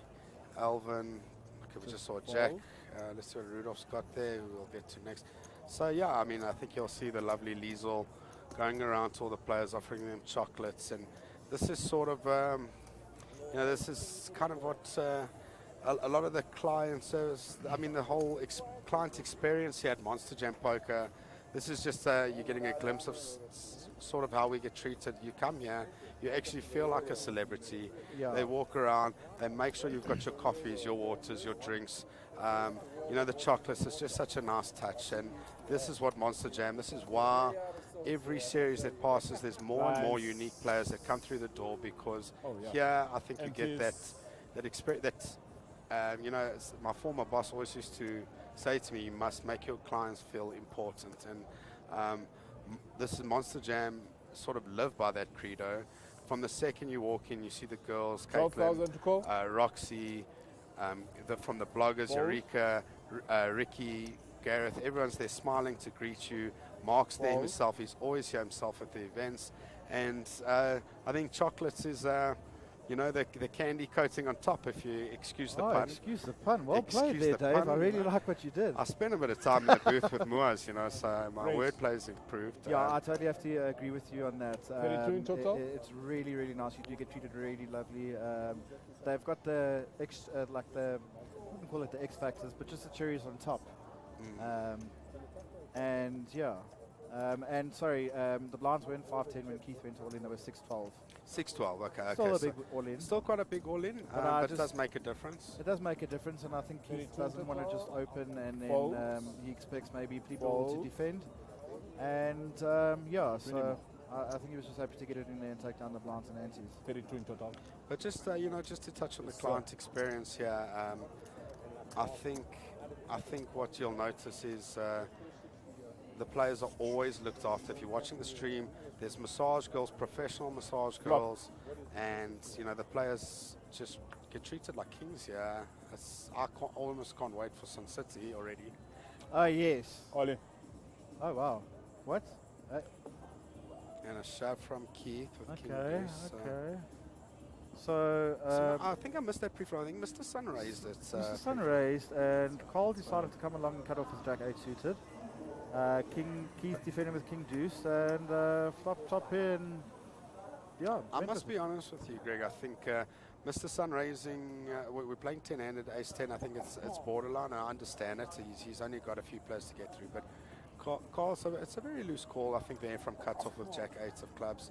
I think he's looking for a drawy sort of a flop. I don't think the Jack should be enough to keep him interested. Looking at Cole right now, he's got that look like he's actually going to try to make a hero call. But I totally agree with you. Mr. Sun's a very tight player. I mean, even 10-handed to open Ace 10 suited middle. And then get called by Jack 8. That's a very loose call. No, I think Carl will be letting go. The action's on Mr. Sanya. He's asked for a count. Yeah, I know he's folding, but I don't know. I'm just taking a look at Carl, and he just looks like he's going to try to put Keith on Queen 10. And I mean, I don't know. He's not calling. Mr. Sun is giving. He might be thinking. What? Oh. 233. Well, we got a fright there. I thought Mr. Sun went all in. I think Mr. Sun will come to the conclusion it's just not worth it. It's too many chips. And I expect Carl to come to the same conclusion. I think he was just looking for a drawy sort of a board. He's looking for a read here. As Mr. Sun let go. Mr. Sun's let go. I don't know. It looks. If I look at Carl, he just kind of. He's maybe trying to convince him that Keith's got Queen 10. I don't know why. I just feel that he's trying to do that. He's trying to think, would he go all in if he had the king? And Carl will let go. I mean, it's a fold, clear fold. Carl was looking for clubs. He was looking for maybe a 9-10 flop. A little 2-pair for the boys. And I think, or maybe a 2-pair. But I think other than those flops, Carl was always going to get away. Doesn't like to be pushed off flops, Mr. Marburg. No, he does not like it at all. And he's smiling because it's working very well for him in this tournament. Having a chat with the lovely Liesel. But I mean, I think you got to look back at that hand, like with Carl calling with Jack 8. I mean, you're in a very tough spot if you just flop top pair. You're going to do quite a chunk of your stack, And also with Mr. Sun, you know, if it comes like Jack 6-12. 8-5 and Mr. Sun's got queens or ace Jack, 6,000, what do you do? You know? Yeah, look, me personally, I don't think it plays well 10-handed. No. And I'd prefer to 3-bet than anything. Not that I'll do that with that hand against Mr. Sun. yeah, but the hand ended as it should have, and I think had he have folded, Keith would probably not have felt valued in pre-flop, and Mr. Sun would have just taken down the blinds. 12,000 call. 5-3. I think we'll see Georgie let that go. Fold. Mr. Sun 10-7, another hand that'll just be Fold. put in the muck. Fold. Edgar, always color-coded. Yes. Always color-coded. Dresses. Fold. There's a lot of thought into how he dresses. Ace Jack, Alvin. I think you'll see a raise here from Alvin. And they're expecting sort of a 30,000 size raise. Maybe even bigger. I would expect a 30 should be about right. Looks like 35. 30,000. Did you just get that hit it nail on the head there? I didn't manage to 30,000, spend 2,000. about 4 hours with him on the table. He beat me all around the court, so I'm sort of used to that bet sizing of his. Yeah, 30 is about right. Keith will let go. 8-9 of hearts from Nick. Nick might just defend here. He's going to think 18k. He's already got 24 in the pot, 12 in the big, 12 in the ante. And I think Nick will actually defend here. I think his hand is playable. Is this going to be a big pot? We're going to have to see what this flop brings. And look, you've got this is Jack a great 10 of matchup. This Yeah. Alvin and Nick Yanoi in a pot Flop. is just a very interesting combination. Let's have a look here. You know, we actually. I forget, we're supposed to be guessing what the flops are. Nick's never folding this. He has got a backdoor flush draw and a backdoor straight draw. Yeah, Nick will tell you he's got all sorts of draws. He might even have a 2-pair draw. And I think that Just playing with Nick, if Alvin bets, I don't think, I think Nick's definitely floating. Do you think so? I think the C-bet gets through. Nick's not going to want He's put such hard work into getting the stack going. I don't think he's going to want to ruin the hard work by a silly play, and he's just going to let it go. No problem with Nick's play. I think he knows Alvin doesn't come in too light pre-flop. 100%. And you know, just a pretty standard hand there. Yeah. The first one to be aggressive in that pot was always going to win it. I think if it wasn't final table, just knowing Nick, I played with him a bit.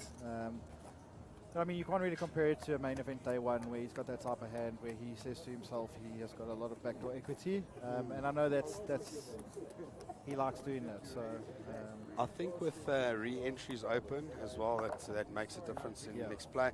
Nick is a master of showing his bad hands. He knows how to play his image very, very well. I've seen Nick fold hands that I just don't, and he's got that about him.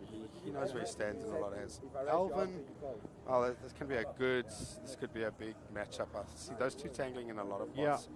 Ace Queen, Georgie Levine will not be folding Ace Queen suited. That I can tell you. the graphic's right. It's George have 600k. Yeah. Oh, okay. There are a stack of greens. Yeah, that's a very nice hand. I think he'll be making it also about 30, maybe 35 from early position. He might make it a little bit more. Raise 31. 14 total. 14 total. Okay. So you just noticing that playing with George a bit. I know he doesn't normally go on the bigger side, but I think making it. Did he make it 40k?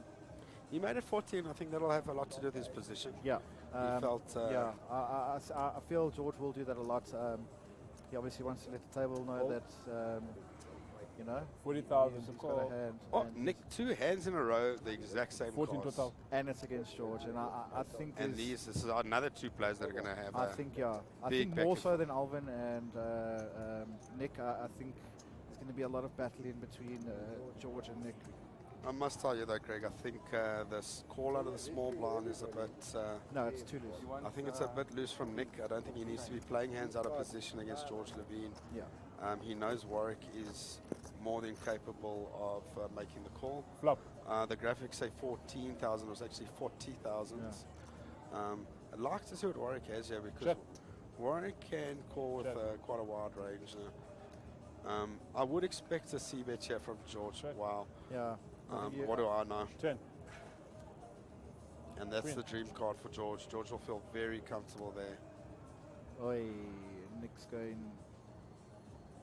think they've got the pot size wrong, if I'm not mistaken. Yeah, It's about- definitely. It should be about 140. yeah, there'll be 130 in the pot exactly. 9,000 to call. And Nick will find he's in a really bad spot here. He's bet up 18 to George. How much? He's bet 80,000 out. Okay. And 90, sorry. But you also have to look. I mean, George opened pre-flop and checked that flop. That queen's going to smack George a lot. He's going to have ace queen, ace king hands. So I don't think it's the best spot to.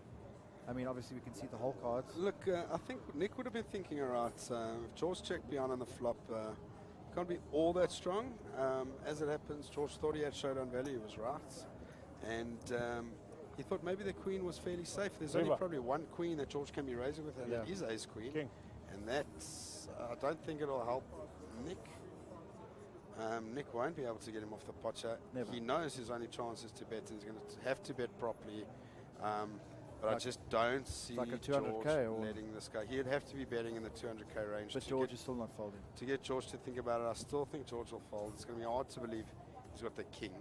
He bets on the queen. He's basically representing the 5 here. I mean,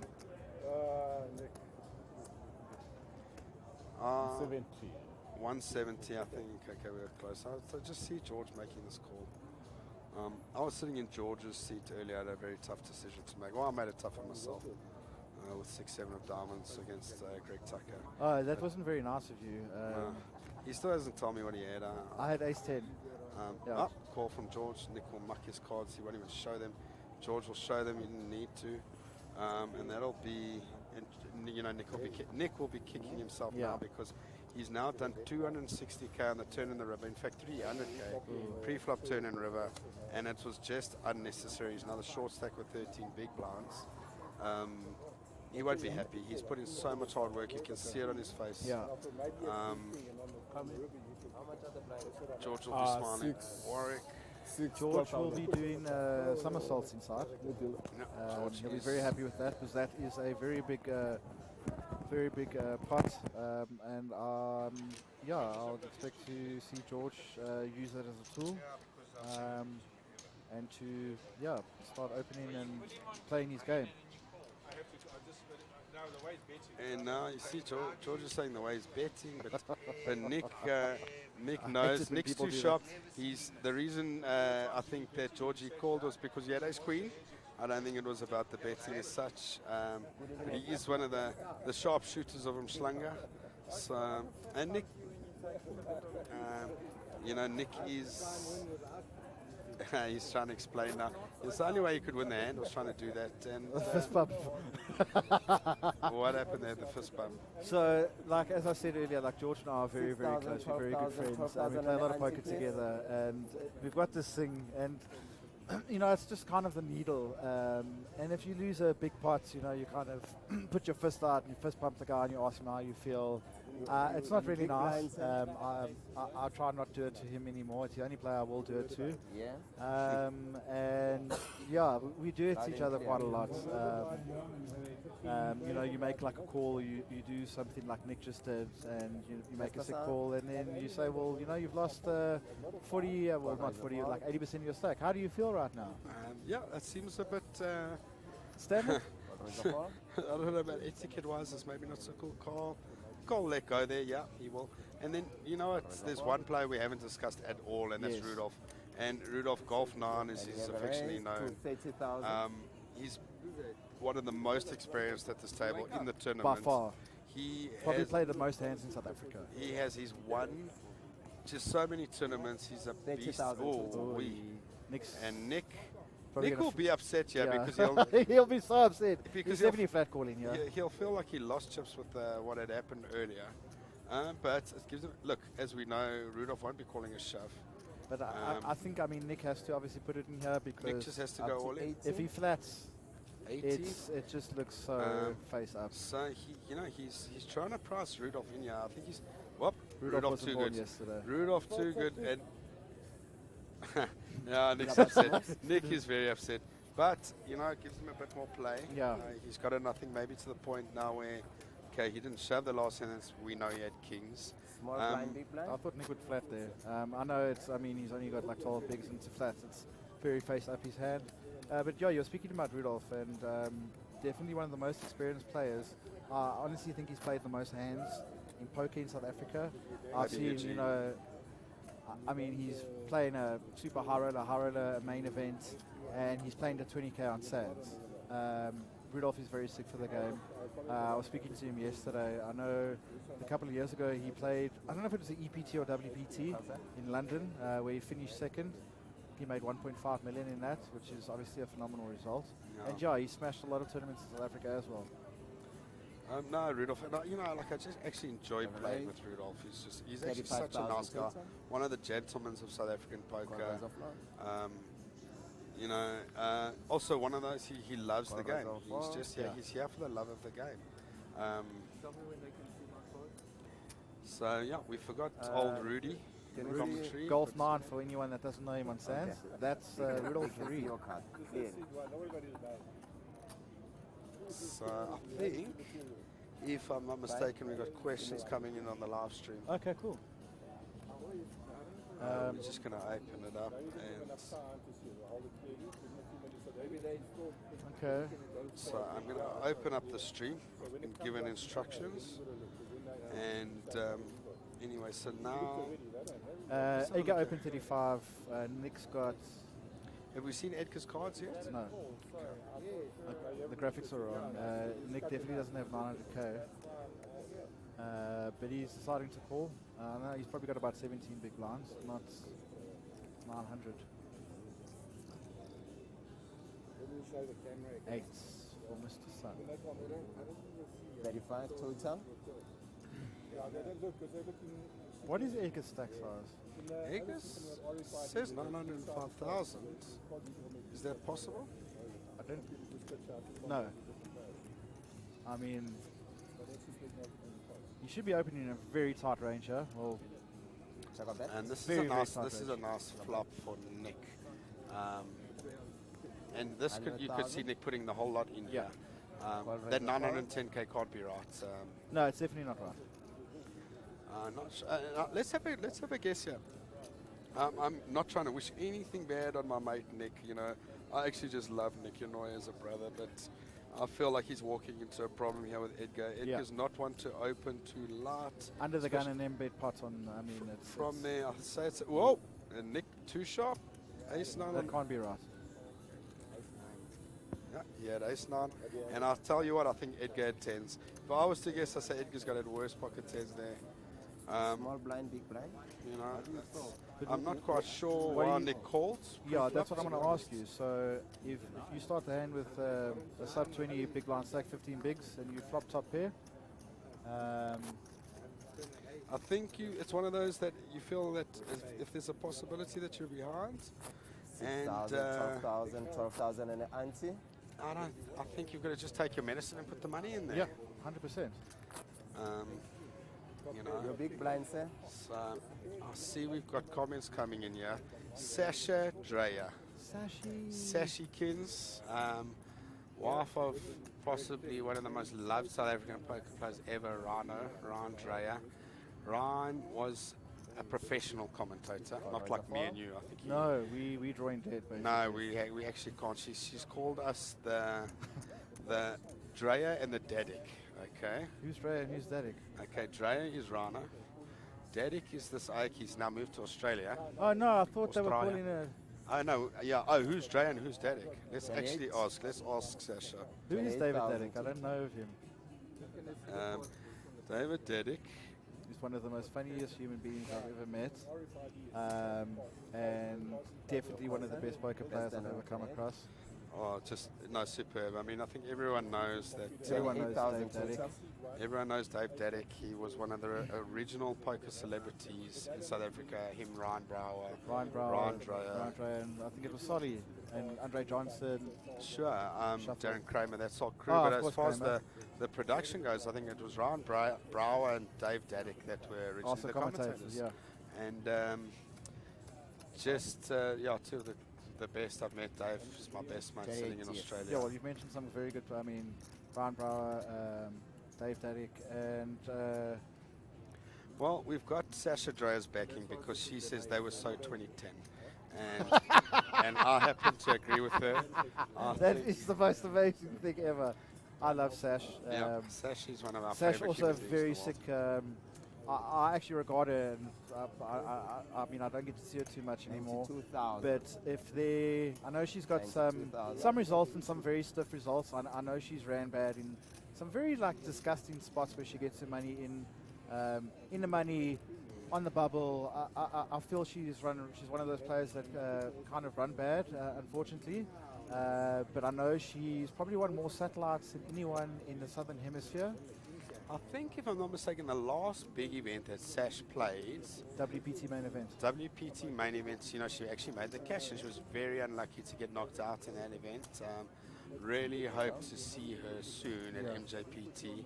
So she's just one of those people that I feel get her money in good so much and has got unlucky quite a bit. but someone, you know, we all love. Yes.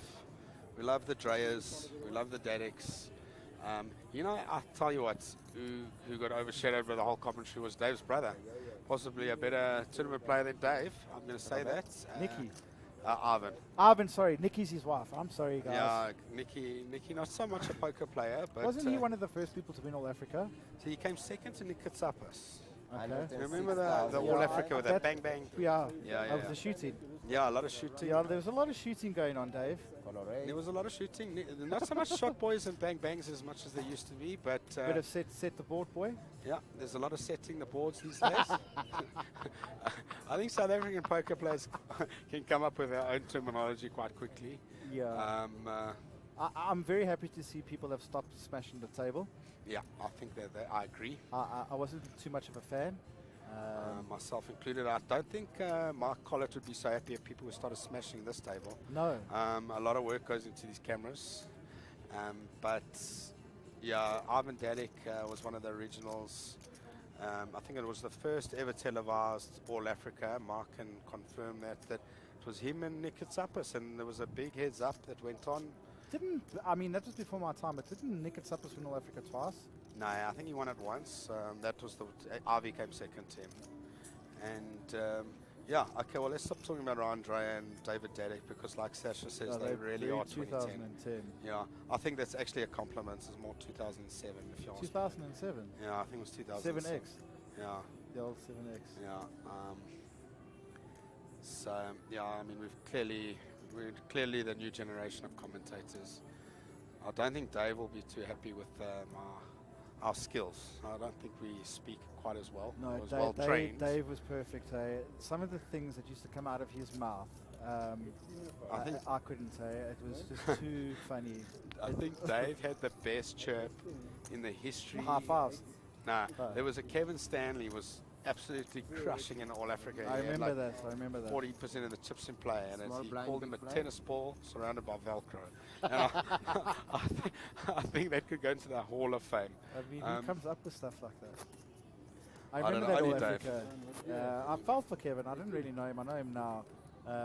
He ran really bad. I think Yeah, he ended up bubbling that All Africa. He came 11th. yeah, I mean, it's sad. It's just we all know that feeling. One of the good guys of South African poker, and I hope to see him this weekend. He's always like puts a smile on your face when you see very Kev good poker Stanley. player. Yeah, very astute, student of the game. I think he studied.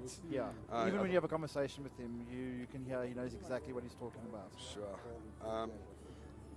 But I think now, okay, the action seems a bit quiet. It's sort of standard hands playing themselves at the moment. Ace 5, you'll see Alvin put that away. Rudu, I just saw Jack. What was with it? Did you see? Ace 5 off. No, but now Rudolph's announced 30,000. Saw the Jack. I'm not sure what the other card was. Nick? Oh, I think that Jack 8 was folded under the gun. I've seen a queen from Nick. I hope Nick doesn't continue this hand unless he puts it all in. Yeah. He's called it. Okay, so what do I know? Maybe he's got kings. Queen. We saw a queen, right? It could be a king-queen suited. If Nick's in a sticky mood, he can play a hand like that. I've got a feeling after losing that pot, he would kind of... if it was ace-queen, I'd expect him to have put it in. Yeah, ace-queen's a shove, obviously. But so I'm going to go with king-queen of diamonds. That's what I'm going to guess what Nick's other card is. And there's the ace-king from Edgar. Now, Edgar... No, this is Carl Marburg. Oh, is that Carl? Okay. Now, Carlito... Let's see what sizing he goes for. So I think Carl's going to make this quite big. Yeah. Could be 110,000. I mean, he is playing a hand out of position. And he knows Nick's on the short stack. So I think he's going to go opt for quite a big size here. Rudolph get out the way. And to get Nick all in. I'll say, yeah, probably looking in the 200 range, yeah. I said 110. You say 110? Should be. 82,000. Oh, yeah. I really 2,000, I think. I don't like that size at all. What did he make it? 52. More. Yeah. I think that's too small from Carl. I Way think it's too small. Wow. Rudolph and wow, this is crazy. Oh, yeah. Okay, this will go. This is getting well played, Nick. Nick. Display, Okay, so I was way off. The floating with queens with so many players behind. That's why Nick is just so and just the call. And okay, so this is very trappy. So I think if you see a low board check, Carl's instant move will be to. Yeah, Nick's. Have we seen the flop here? Yeah, he's flopped a gut shot. So Carl will be putting Nick in for his balance. I'm pretty sure of that. He won't be happy. Wow, check. Oh, you can't check fold, surely. Nick's got it now. He can't play this any slower. Well, I mean, you can check fold. All in?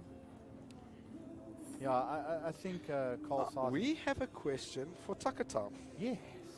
Please talk after this hand about your flopped royal flush.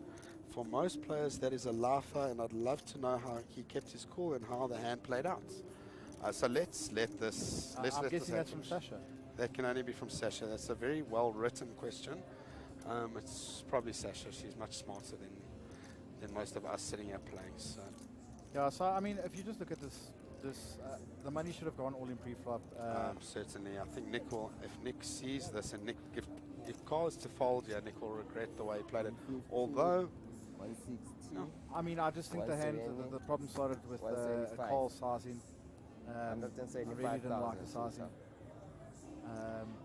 Very risky line that Nick took in this hand. I think if Carl just makes it 110, he has to put it in the flop. I don't think Carl is too. He's going for chips.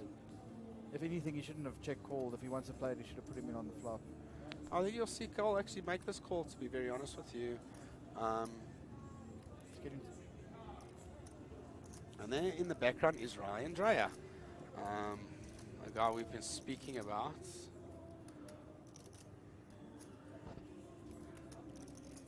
Sashi, we love you. We haven't forgotten your question. That doesn't sound promising for Nick. Nick's going to be crying for a call at this point. Yeah. I think he would have been snapped if he was beaten, which would have been very unlikely. I like the flat pre for the open, but after someone 3-bets out the big blind, you just put your chips in. Okay, he folds. Carl, let's go. So to answer your question, Sasha, on day one of the high road, I think it was probably the 6th hand. Mua's made a royal flush for me when I made trips. And you know, Rudolph is really upset. Rudolph is actually quite upset here. But Rudolph is getting a very nice price to call there. When he sees the edge, he won't be as upset. Yeah. Anyway, so the royal flush hand, I flopped a royal flush and I won 2,200 from it. So big blind. Immediately, I turned my hand over. I called Sam. I called everyone over because when Mua's made a royal flush, everyone came, took pictures. Absolutely. And I wanted to feel the same. Yeah. I called Sam. He came running over, and he was like, "What?" And I was like, "Look." And he's like, "Is that why you called me?" And I was like, "Yes." Well, you know. Look, Greggy, we can't all be Muas. I think we've got to take it on the chin. Take it on the chin, eh? Yeah. Move on. But I think if you get a royal flush, that is as close as you'll get to feeling like Muas. Yes. But what an awesome hand. To flop a royal flush and get 2,000 from it. To get 2,000 from it? I've never flopped a royal flush. I've had about, that's what actually got me started with poker. After 2 months of playing poker, I made a royal flush. And the rest is history, as they say. What were the 2 cards in your hand? What were you holding? Ace, Queen of Clubs. Ace, Queen of Clubs? Or Ace, Queen of Spades. Ace, Queen of Spades. You can't remember what royal flush you had? Well, I wasn't bluffing, I showed. Oh, well, okay. Is Nick going on a bit of a heater here? No. Nick called Oh, so it was a limp. Wow, so look at Nick. He's back So up to... Keith has limped with 7-6 of diamonds from early position. How do you feel about that, Dave? Not my favorite play. I think 10-handed, it's a hand most likely to get out of the way. Yes.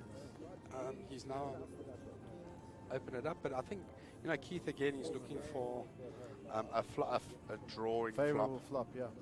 I don't think he's looking for the 7 or the 6. I think and now Keith just asked Nick if I raised, do you call? So Keith limped under the gun +1 with 7-6 suited. Yes. Okay. Yeah. I think one of the short stacks, like, I mean, depending on their hands, okay, well, not really actually short stacks. So. And Nick called behind with 4s. Okay. Nick's in a jammy mood, that's for sure. We don't know what call or Alvin have here. Okay, this didn't hit Keith hard enough, and this did not hit Nick at all. So we don't know what the other two have. Do you think if it gets checked to Nick, he's in that mood to build his stuff? Oh, wow. Keith. And I'll tell you what, I don't mind the bet as such. I mean, I suppose it's a risk, yeah. Jack 10, 6, 2 hearts. It's such a draw-heavy board. I mean, people have got draws there that are folding. What do you do on the turn? Against 3 players, I think Keith, look, he's got himself into a difficult position. Yeah. He is, as it happens, we know he's going to take it down because we knew Nick behind him wasn't so good, and probably, Alvin thinking is always a scary thing on the table. And you got Alvin thinking against you. You know he's not posturing, and he's astute. He's not going to make too many mistakes. Wow. So Alvin can play this quite slow, as we've just seen. He does. We've just seen his cards. He's got the nuts. Okay, so it got limped to Alvin in a big round with Jackson. Alvin decided to just discard his hand, I guess. Has he raised him? He's raised him. Now, because of the 2 hearts and the Jack 10 on the board, Alvin's not going to play this slowly. 90 total. He'll be quite happy to take this. Nick's clapping, he wants water. Just confirming sort of the VIP treatment you get here at Monsterjam. You clap your hands and you get water. You Look get at that straight away. George and his team. Mr. Sun and his team. So I think at this stage Keith should know. I mean, obviously. This seems like a posture from Keith. He's never continued. What do I know? And he's convinced himself that Alvin's got a flush draw. What do you say, a 6 of... A 6, yeah, Keith, it's a world of pain. Wow. Okay, this is the end of Keith Bishop in this. Alvin's going to check and Keith's going to ship. That's just the way it's going to go. Still the same as you looked at before. And Keith being a bit... If Alvin checks, Keith, I've played with Keith enough to know that he just shoves it in. Look, I think if Alvin knew what we knew, then he could do anything. He could bet, he could check, no matter what he does. It's very small. The money's going in. Keith has one out for the 4 of a kind. So, okay, well, Alvin's going to bet and the money's going to go in. Cool. 160. Keith is not going to lie. Okay, why is Alvin taking so long? Does Alvin have jacks? Yeah. What is going on? Is this like a... I hope that... if he does have jacks, this is a horrible slow roll. Player 9 to show cuts. He's smiling. He's slow rolling. He's slow rolling. Just now. And Al, love you, brother, but this is not how you should be playing. Yeah. There could be a bit of history. Could be history. You walked into the perfect slow roll. 39. 79,000 more. Larry's slow rolling more. Keith. 79,000 more. Are we trying to decide? The only thing that could happen is maybe the graphic is wrong. Is that possible? He's smiling. I mean, I don't know. Has he got jacks? Does he really have jacks? Unless it's a Jack Queen. Oh, he's got Jack 7. Jack 7, okay. Whoa. Okay, now Alvin's too much of a gentleman. Moaz has joined us here. We're all trying to work out why Alvin has taken so long to call the full house. Greg spooked him and called the 6 for the turn, as he does. Yeah, but the graphics did show jacks. That's why I couldn't understand why it got... They've changed it to Jack 7. It was a mistake. Okay. Because Alvin will be letting go, yeah. Okay. Not. He's got to put Keith in the hand. He got check raised. Neil. And now just shoved. Yeah.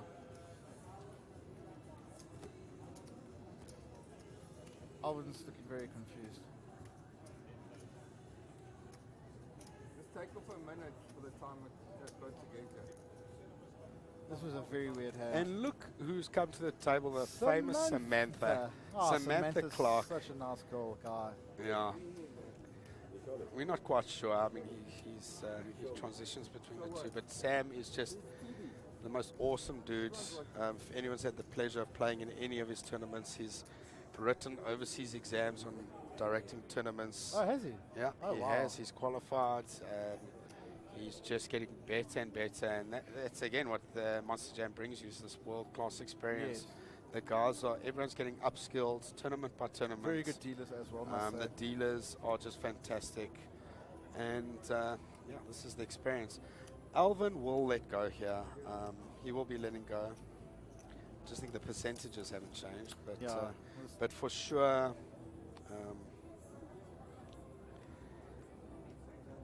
he'll be letting go. He's an astute player, unless he's convinced himself Keith has a draw. This is what he's considering. So what hand does Keith have when he bets the flop and gets check raised? And okay, he folds. So, Greg, I will just let you know. My heart just got broken right now. Sasha Dreyer missed your answer. She didn't even hear the answer. So. Okay, I flopped the royal flush and I made 2,200. I made a very big scene. I called all the staff over. Yeah. I wanted the picture taken. I wanted to win a prize. Did you get a prize? I got some handshakes, high fives, and a hug. Okay. I got one hug. Did I hug you? Yes, you hugged me. It was you. So that's how it feels, Sash. But at Monsterjam you get a chocolate too. So Small blind, please. It was a weird hand. That was a weird hand. It was a very weird hand. I think Alvin actually played it quite nice. It's a check raise that flop. And yeah, I mean, he should have never have called the check raise. No, as it happens, he still only had the sixes out. Seven was no good. So he got very unlucky. But although we thought he was almost drawing dead, to be fair. Wow, that would have been a 6 low roll. Alvin, he's too much of a gentleman. It made no sense. He could never have going around here, eh? If it was against George Levine, maybe he would have. Maybe he would have slow rolled him. The guys have a bit of history there in Durban. If it was me in Alvin's spots against George, I would have slow rolled. No, I wouldn't have. Up to 25. 25,000 to come. Warwick's folding that. Warwick is just playing super sharp at the moment. Warwick's definitely looking for very good spots. I think he's going to definitely be doing... cappuccino. Yeah, cappuccino. You know, Mu'az Ghani is just so multi-talented. He went from poker player to commentator, and now he's taking our drink orders. That's lovely. What a lovely human. I'm a very big fan of Mo. I've known him for a long time. I had the pleasure of playing with him on day one. 25. I wasn't too happy when I sat down and I saw him in my immediate left. But he's not a player I'm going to look for, obviously. Nah, he's probably the last person you want to see on your immediate left. I made a comment. There's no player in South Africa that can put you on your exact hand. It's quite painful. I remember it was a couple of years ago, and we were talking about it the other day, 2 days ago on day one, where I have no idea. He put me on 10-7 of clubs, and he was right. And that's what Moors likes to do. He will put you on your exact hand, and it will send shivers down your spine. It's not nice when a player can put you on your exact hand and suit. Nah, he does it all the time. It's quite scary, yeah. But I was sitting here in the booth, he was even telling me what I would do if I had those hands, and he was probably spot on most of the time. I'd love to have Greg Ronaldson in this booth. Yes. Although I don't think me and you would be able to keep up if we had Moaz and Greg. So yeah, speaking about Greg, I think Greg's definitely got the biggest toolbox in South Africa. Absolutely. There's no comparison, and it's not favoritism because he's our best friend. also the longest fingers in South Africa. He's got very long fingers. Very long fingers. Yes, and he's quite tall as well. He's very quite tall. a tall guy. When I sat next to him, I felt like his son. It's so funny. I literally come up to his waist. Yeah, but going back to Greg, definitely the biggest toolbox, the most knowledge. I think he's an absolute machine, a beast. He's won, I mean, there's only 2 or 3 players I speak to poker about hands, and that's you, that's Greg, and Daniel Lamberti. Daniel Lamberti, semi-professional footballer. Yes, Lambo won. And yeah, I think we're quite blessed to have quite a nice school of poker players, the 4 of us. And yeah, it's quite nice to get to speak to hands about to you guys. And guys, I think you're getting an upgrade. As you know, we're on a rotation. From the table. Mo is going to take over from me. Oh, okay. Oh, we've been both kicked out, so maybe we're not so good. I think it's better for Moaz if I get out. I know you won't be able to keep up with my analytics of the... No, I agree. But I think we can stop actually kissing up to Moaz. As at the end of the day, he's on the rail, just like us. He's not Superman. So no, I'm just teasing. You know, we all love each other. Yeah, we're a very close community, and I think for those that are actually listening, we're quite familiar with one another. Just before we ended, me and Mo were touching on it. It's a very similar community, tournament to tournament, and we're all quite close. So I think you could put a wide combination of people in this commentary booth, and they'll be able to call each other friends. So Greggy, my brother, Tucker Tom, one of my best friends. One of your. Should we take a selfie? Selfie, yes. Selfie for the group. Selfie I for the group. don't think Ronaldson and Lambo deserved any sort of profile pictures on our group. No. We're just going to take a selfie for our group.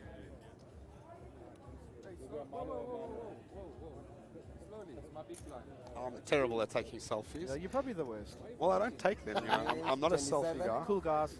We're heading over to Mark, Joseph, MJ, and Muaz, Ghani, George, 9878192. Cheers. Cheers, guys. 27 total. 15 more. 15 more. 27 total.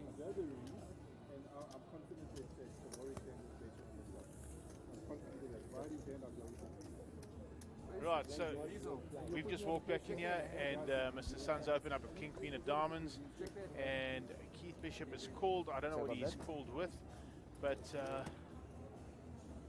Keith has an option, and he sort of goes for his chips. 35,000 is a bet. And he leads at 35k. Oh, right, he had 4-5. So he bluffs one. Oh, who bluffed on Mr. Sun? Okay, welcome back, Morris. Hello, Rover. Nice to be back here. We've got a small little session here of about 15 minutes, and the players are going to go on a break for 15 minutes, and they'll come back and play 1 more hour tonight, and we'll shut down at about 2:30. I was just having a look at, look who just popped into the booth here, Divan LaRue. We're going to get, I'm going to get Divan in to come with us later. Divan said his English is not good enough, but so we'll have some commentary in Afrikaans. It's good, like SuperSport, there's commentary for all different, you know. We'll make a special channel for you, Divan, for Afrikaans viewers. We have a lot of Afrikaans viewers in our poker community. So yeah, it will be nice. Yeah. I'm not sure Mark will understand you, but look, I've got a better chance of understanding than you, boss. No chance. Absolutely not.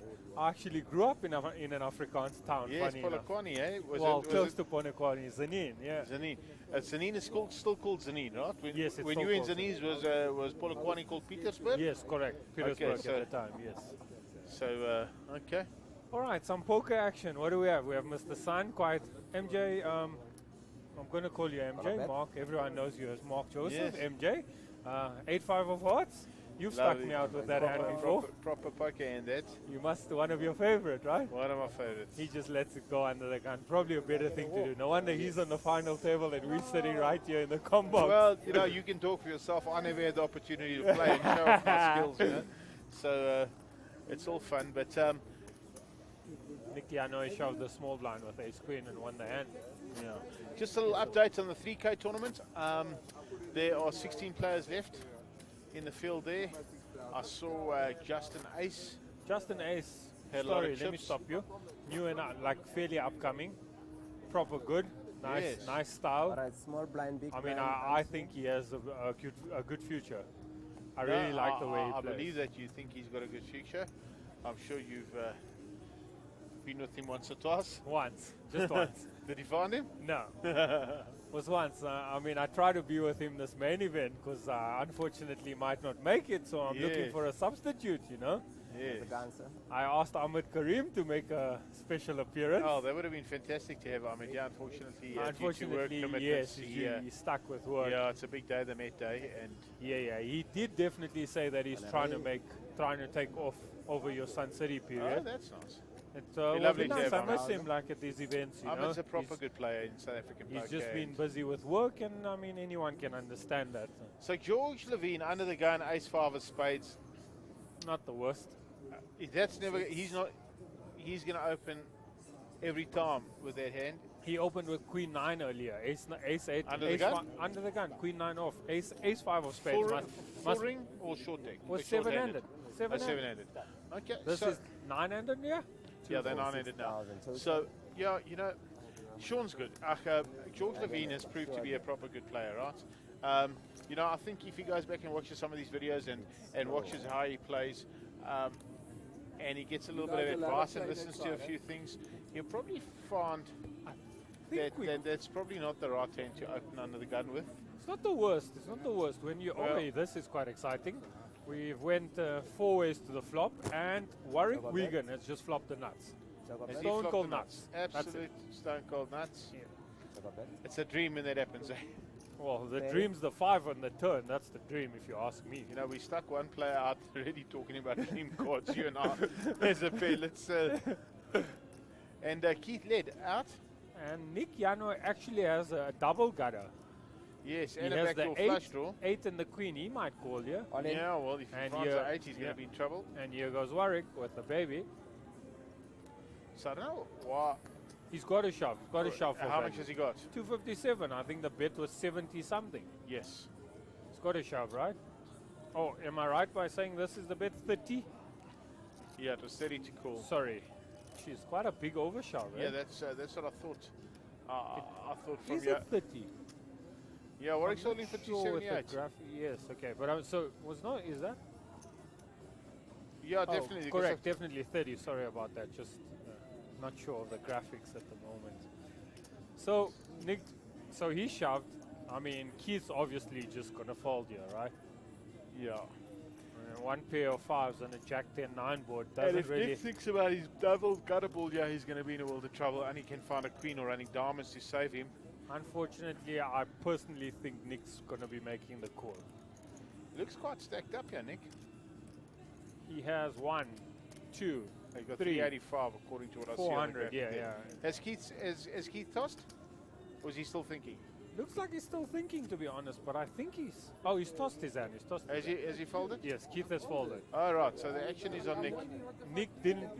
Nick wasn't sure if Keith folded as well. I think Keith just forgot that he's on a live stream because he used some fairly cool adjectives. And I suppose sportsmen use them on the field all the time, so All this the is a time. sport. Poker All the is a time. sport. All the time. And they turn down the stump mics though when they do, yeah?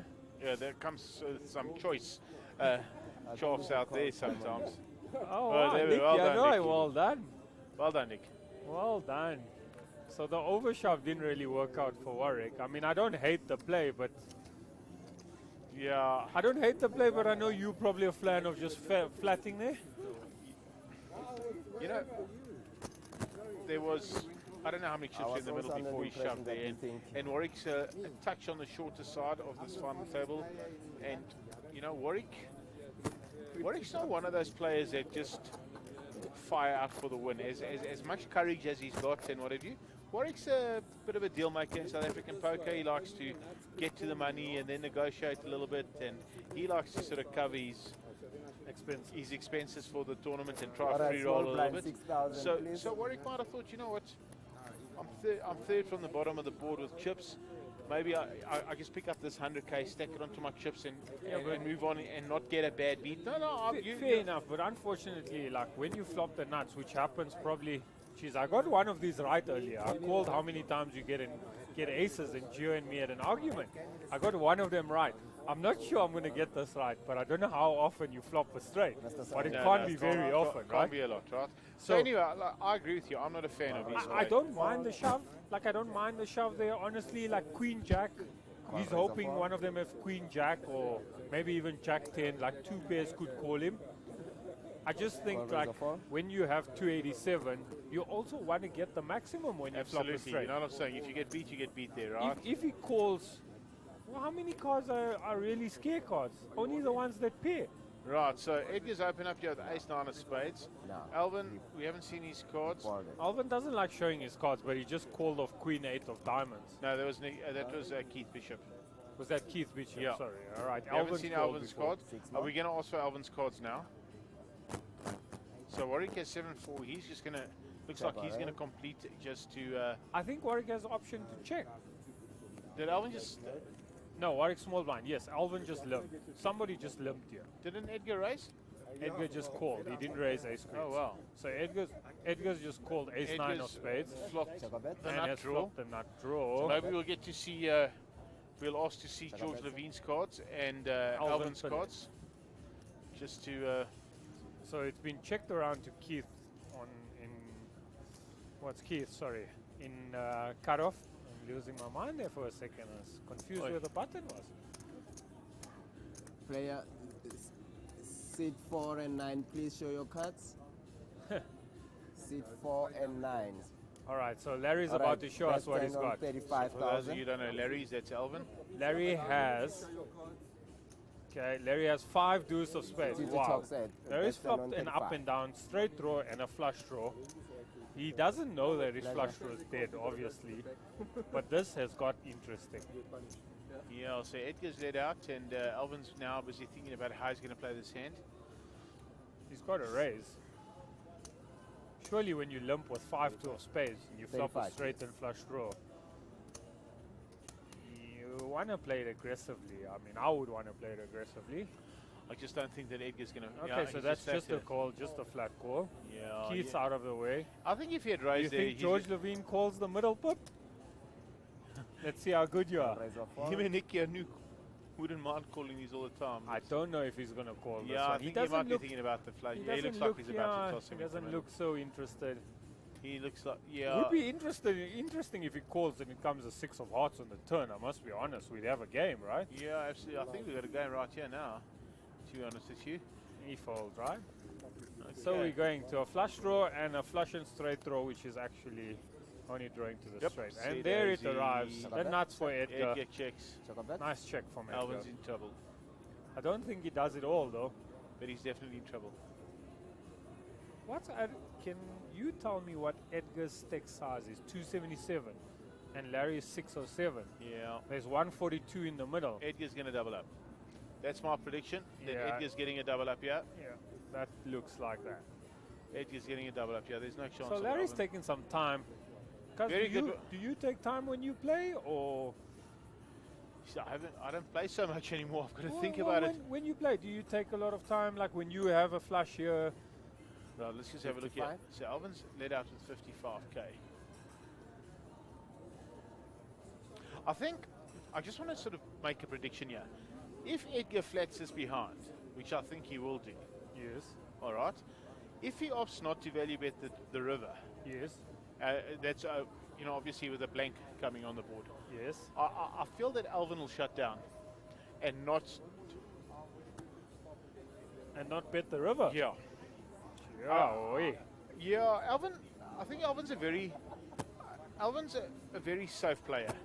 I must be honest. If this gets called, right, I think if the river comes a 7 of hearts. Yeah, if this is a brick. Let's see what we got. Maybe just maybe Alvin shuts down.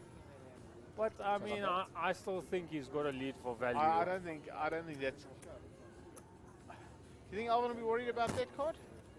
I don't think he should be worried about it. If you make a flush, it's a pity this card's come because I'd like to have seen. I think he bets. I definitely think he still bets. I mean, if he checks, that's weak. It looks like he's not interested in betting. Yeah, he looks like he's happy to take the pot down.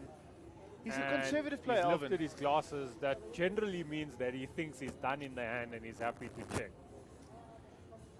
think Alvin's a very conservative player in a lot of ways. And here comes the value bet. Oi, oi, oi, oi, oi. Here it comes. And he, You know, because the honest truth is, the fact that he lifted his glasses makes me think that he could be checking this river. He could think about it and check the river. I just know, like from what I know about okay, it. so let's just work this out, right? Yes. If he leads, if he does put in a bet here, is Edgar just going to flat, or is he going to shove it in with the spade board? If he does put in a bet, will Edgar shove? No, Edgar will flat. Because the flat. board bad. But here comes the check. Edgar's Once the glasses came up, Yeah, the check's coming. Even if this board didn't pair and it was another brick, it was the same thing. I feel No, like no chance. If it was a 7 of... He's considering betting. He's considering Yes. betting now. If it comes a 7 of hearts, he's got to bet. You've made a flush. You've got to get value. he's counted out 350,000 chips there. I don't feel like, you know, Is the that glasses gives quite a big tell. There goes the check. Yeah. The glasses is quite a big tell. Once he lifted the glasses, it was pretty sure that was the end of the Alvin's hand. had a look at this hand and, He's thinking, oh, he's showing as well. He's actually showing. He somehow managed to escape the full double up. I don't personally like the way Edgar played it. I was just going to say. I probably just bet the turn as well. I don't stop when I get there. Well, Alvin was the aggressor, so Edgar just wanted to see if he's No, going to... Edgar bet the flop. No, he did not. Of course he bet the Alright, flop. small Edgar blind, bet big the flop, blind. Alvin called. The No. turn, 100% Edgar bet the flop. He called. Did Edgar... And then Edgar checked. Check Small the blind. turn. Check Now, the I'm turn. saying Blind, if I'm there, I bet the turn. Thank I think you. you have to bet the turn. When you get there, you want to make the pot big. You want to get value. That's why I was trying to give you a little bit of... You probably check. Not necessarily. I think it's a lot... Small I blind, determine a lot please. whom I'm playing against. You know, I'm a big when fan I of betting played, there. when I was playing a lot of poker, you know, my success came with a lot of non-believers. So, you know, I don't really want to use this commentary opportunity to self-indulge too much on my style of play and whatever. 100%. I feel that a lot of tournaments that I did win came from players just handing me chips because they never felt that I had anything at any time, and I picked my spots quite cleverly against players that I really thought they might have felt they had like a superior edge on me, and they thought I'd just bluff, and I'd set them up a lot for big plays. So let me just stop you because we have quite an interesting hand here. So Keith limped with 9-8 off. It's quite an interesting limp, I must be honest, on a final table of a high roller. Up to 30. And Nick Yano is opened A7 to of diamonds. 30k, and the blinds are 612. I saw King Queen, if I'm not mistaken. Who was that? Warwick Wigan just folded King Queen. Yeah, and he just flopped the nuts with King Queen a little bit earlier. It's interesting to just surrender King Queen right there and there. I like it. I'm not Is saying George that. raising And it? he had the button. 85,000. George is raising. He's making it 85,000. Nickel We defend. raised to 85. Mr. Sun folds. Keith's got to fold. I mean, Yeah, Keith limping 9-8 off in hijack.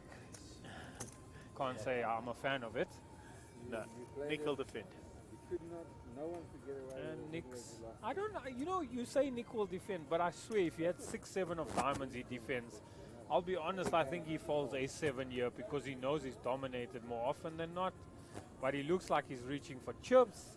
Was, you know, I got the first 32 wrong, but so far I've been the last 5. I think I've been spot You're on. trying right? to recover, you're making Yeah, recover. I'm doing quite well the last. I still believe he's going to fold this hand. I just think that he's got to know, like, his ace is dominated much more than often. I heard that it's a break, and that's probably going to make him fold quicker because Nick wants to smoke. And there it goes, hand in the muck, and George Levine wins the hand. Cuz you got one wrong. Four Well, right, I think four I- right and one wrong. You got a bit stiff with the break. I think the break stuck me out But there. it all counts. All right, so we have a chip leader of George Levine, 961. We have Carl Mayberg in 640. The shortest stack. We've lost the graphic of the shortest Yeah, stack. unfortunately, that's actually just the software that brings it up and down on I- the timer. I'd So, like to say the shortest stack. well, we'll see as soon as we come As back soon after as the we break. come back from the Right, break, so we'll our let viewers you will know what see the shortest stack. We'll see you straight after the break.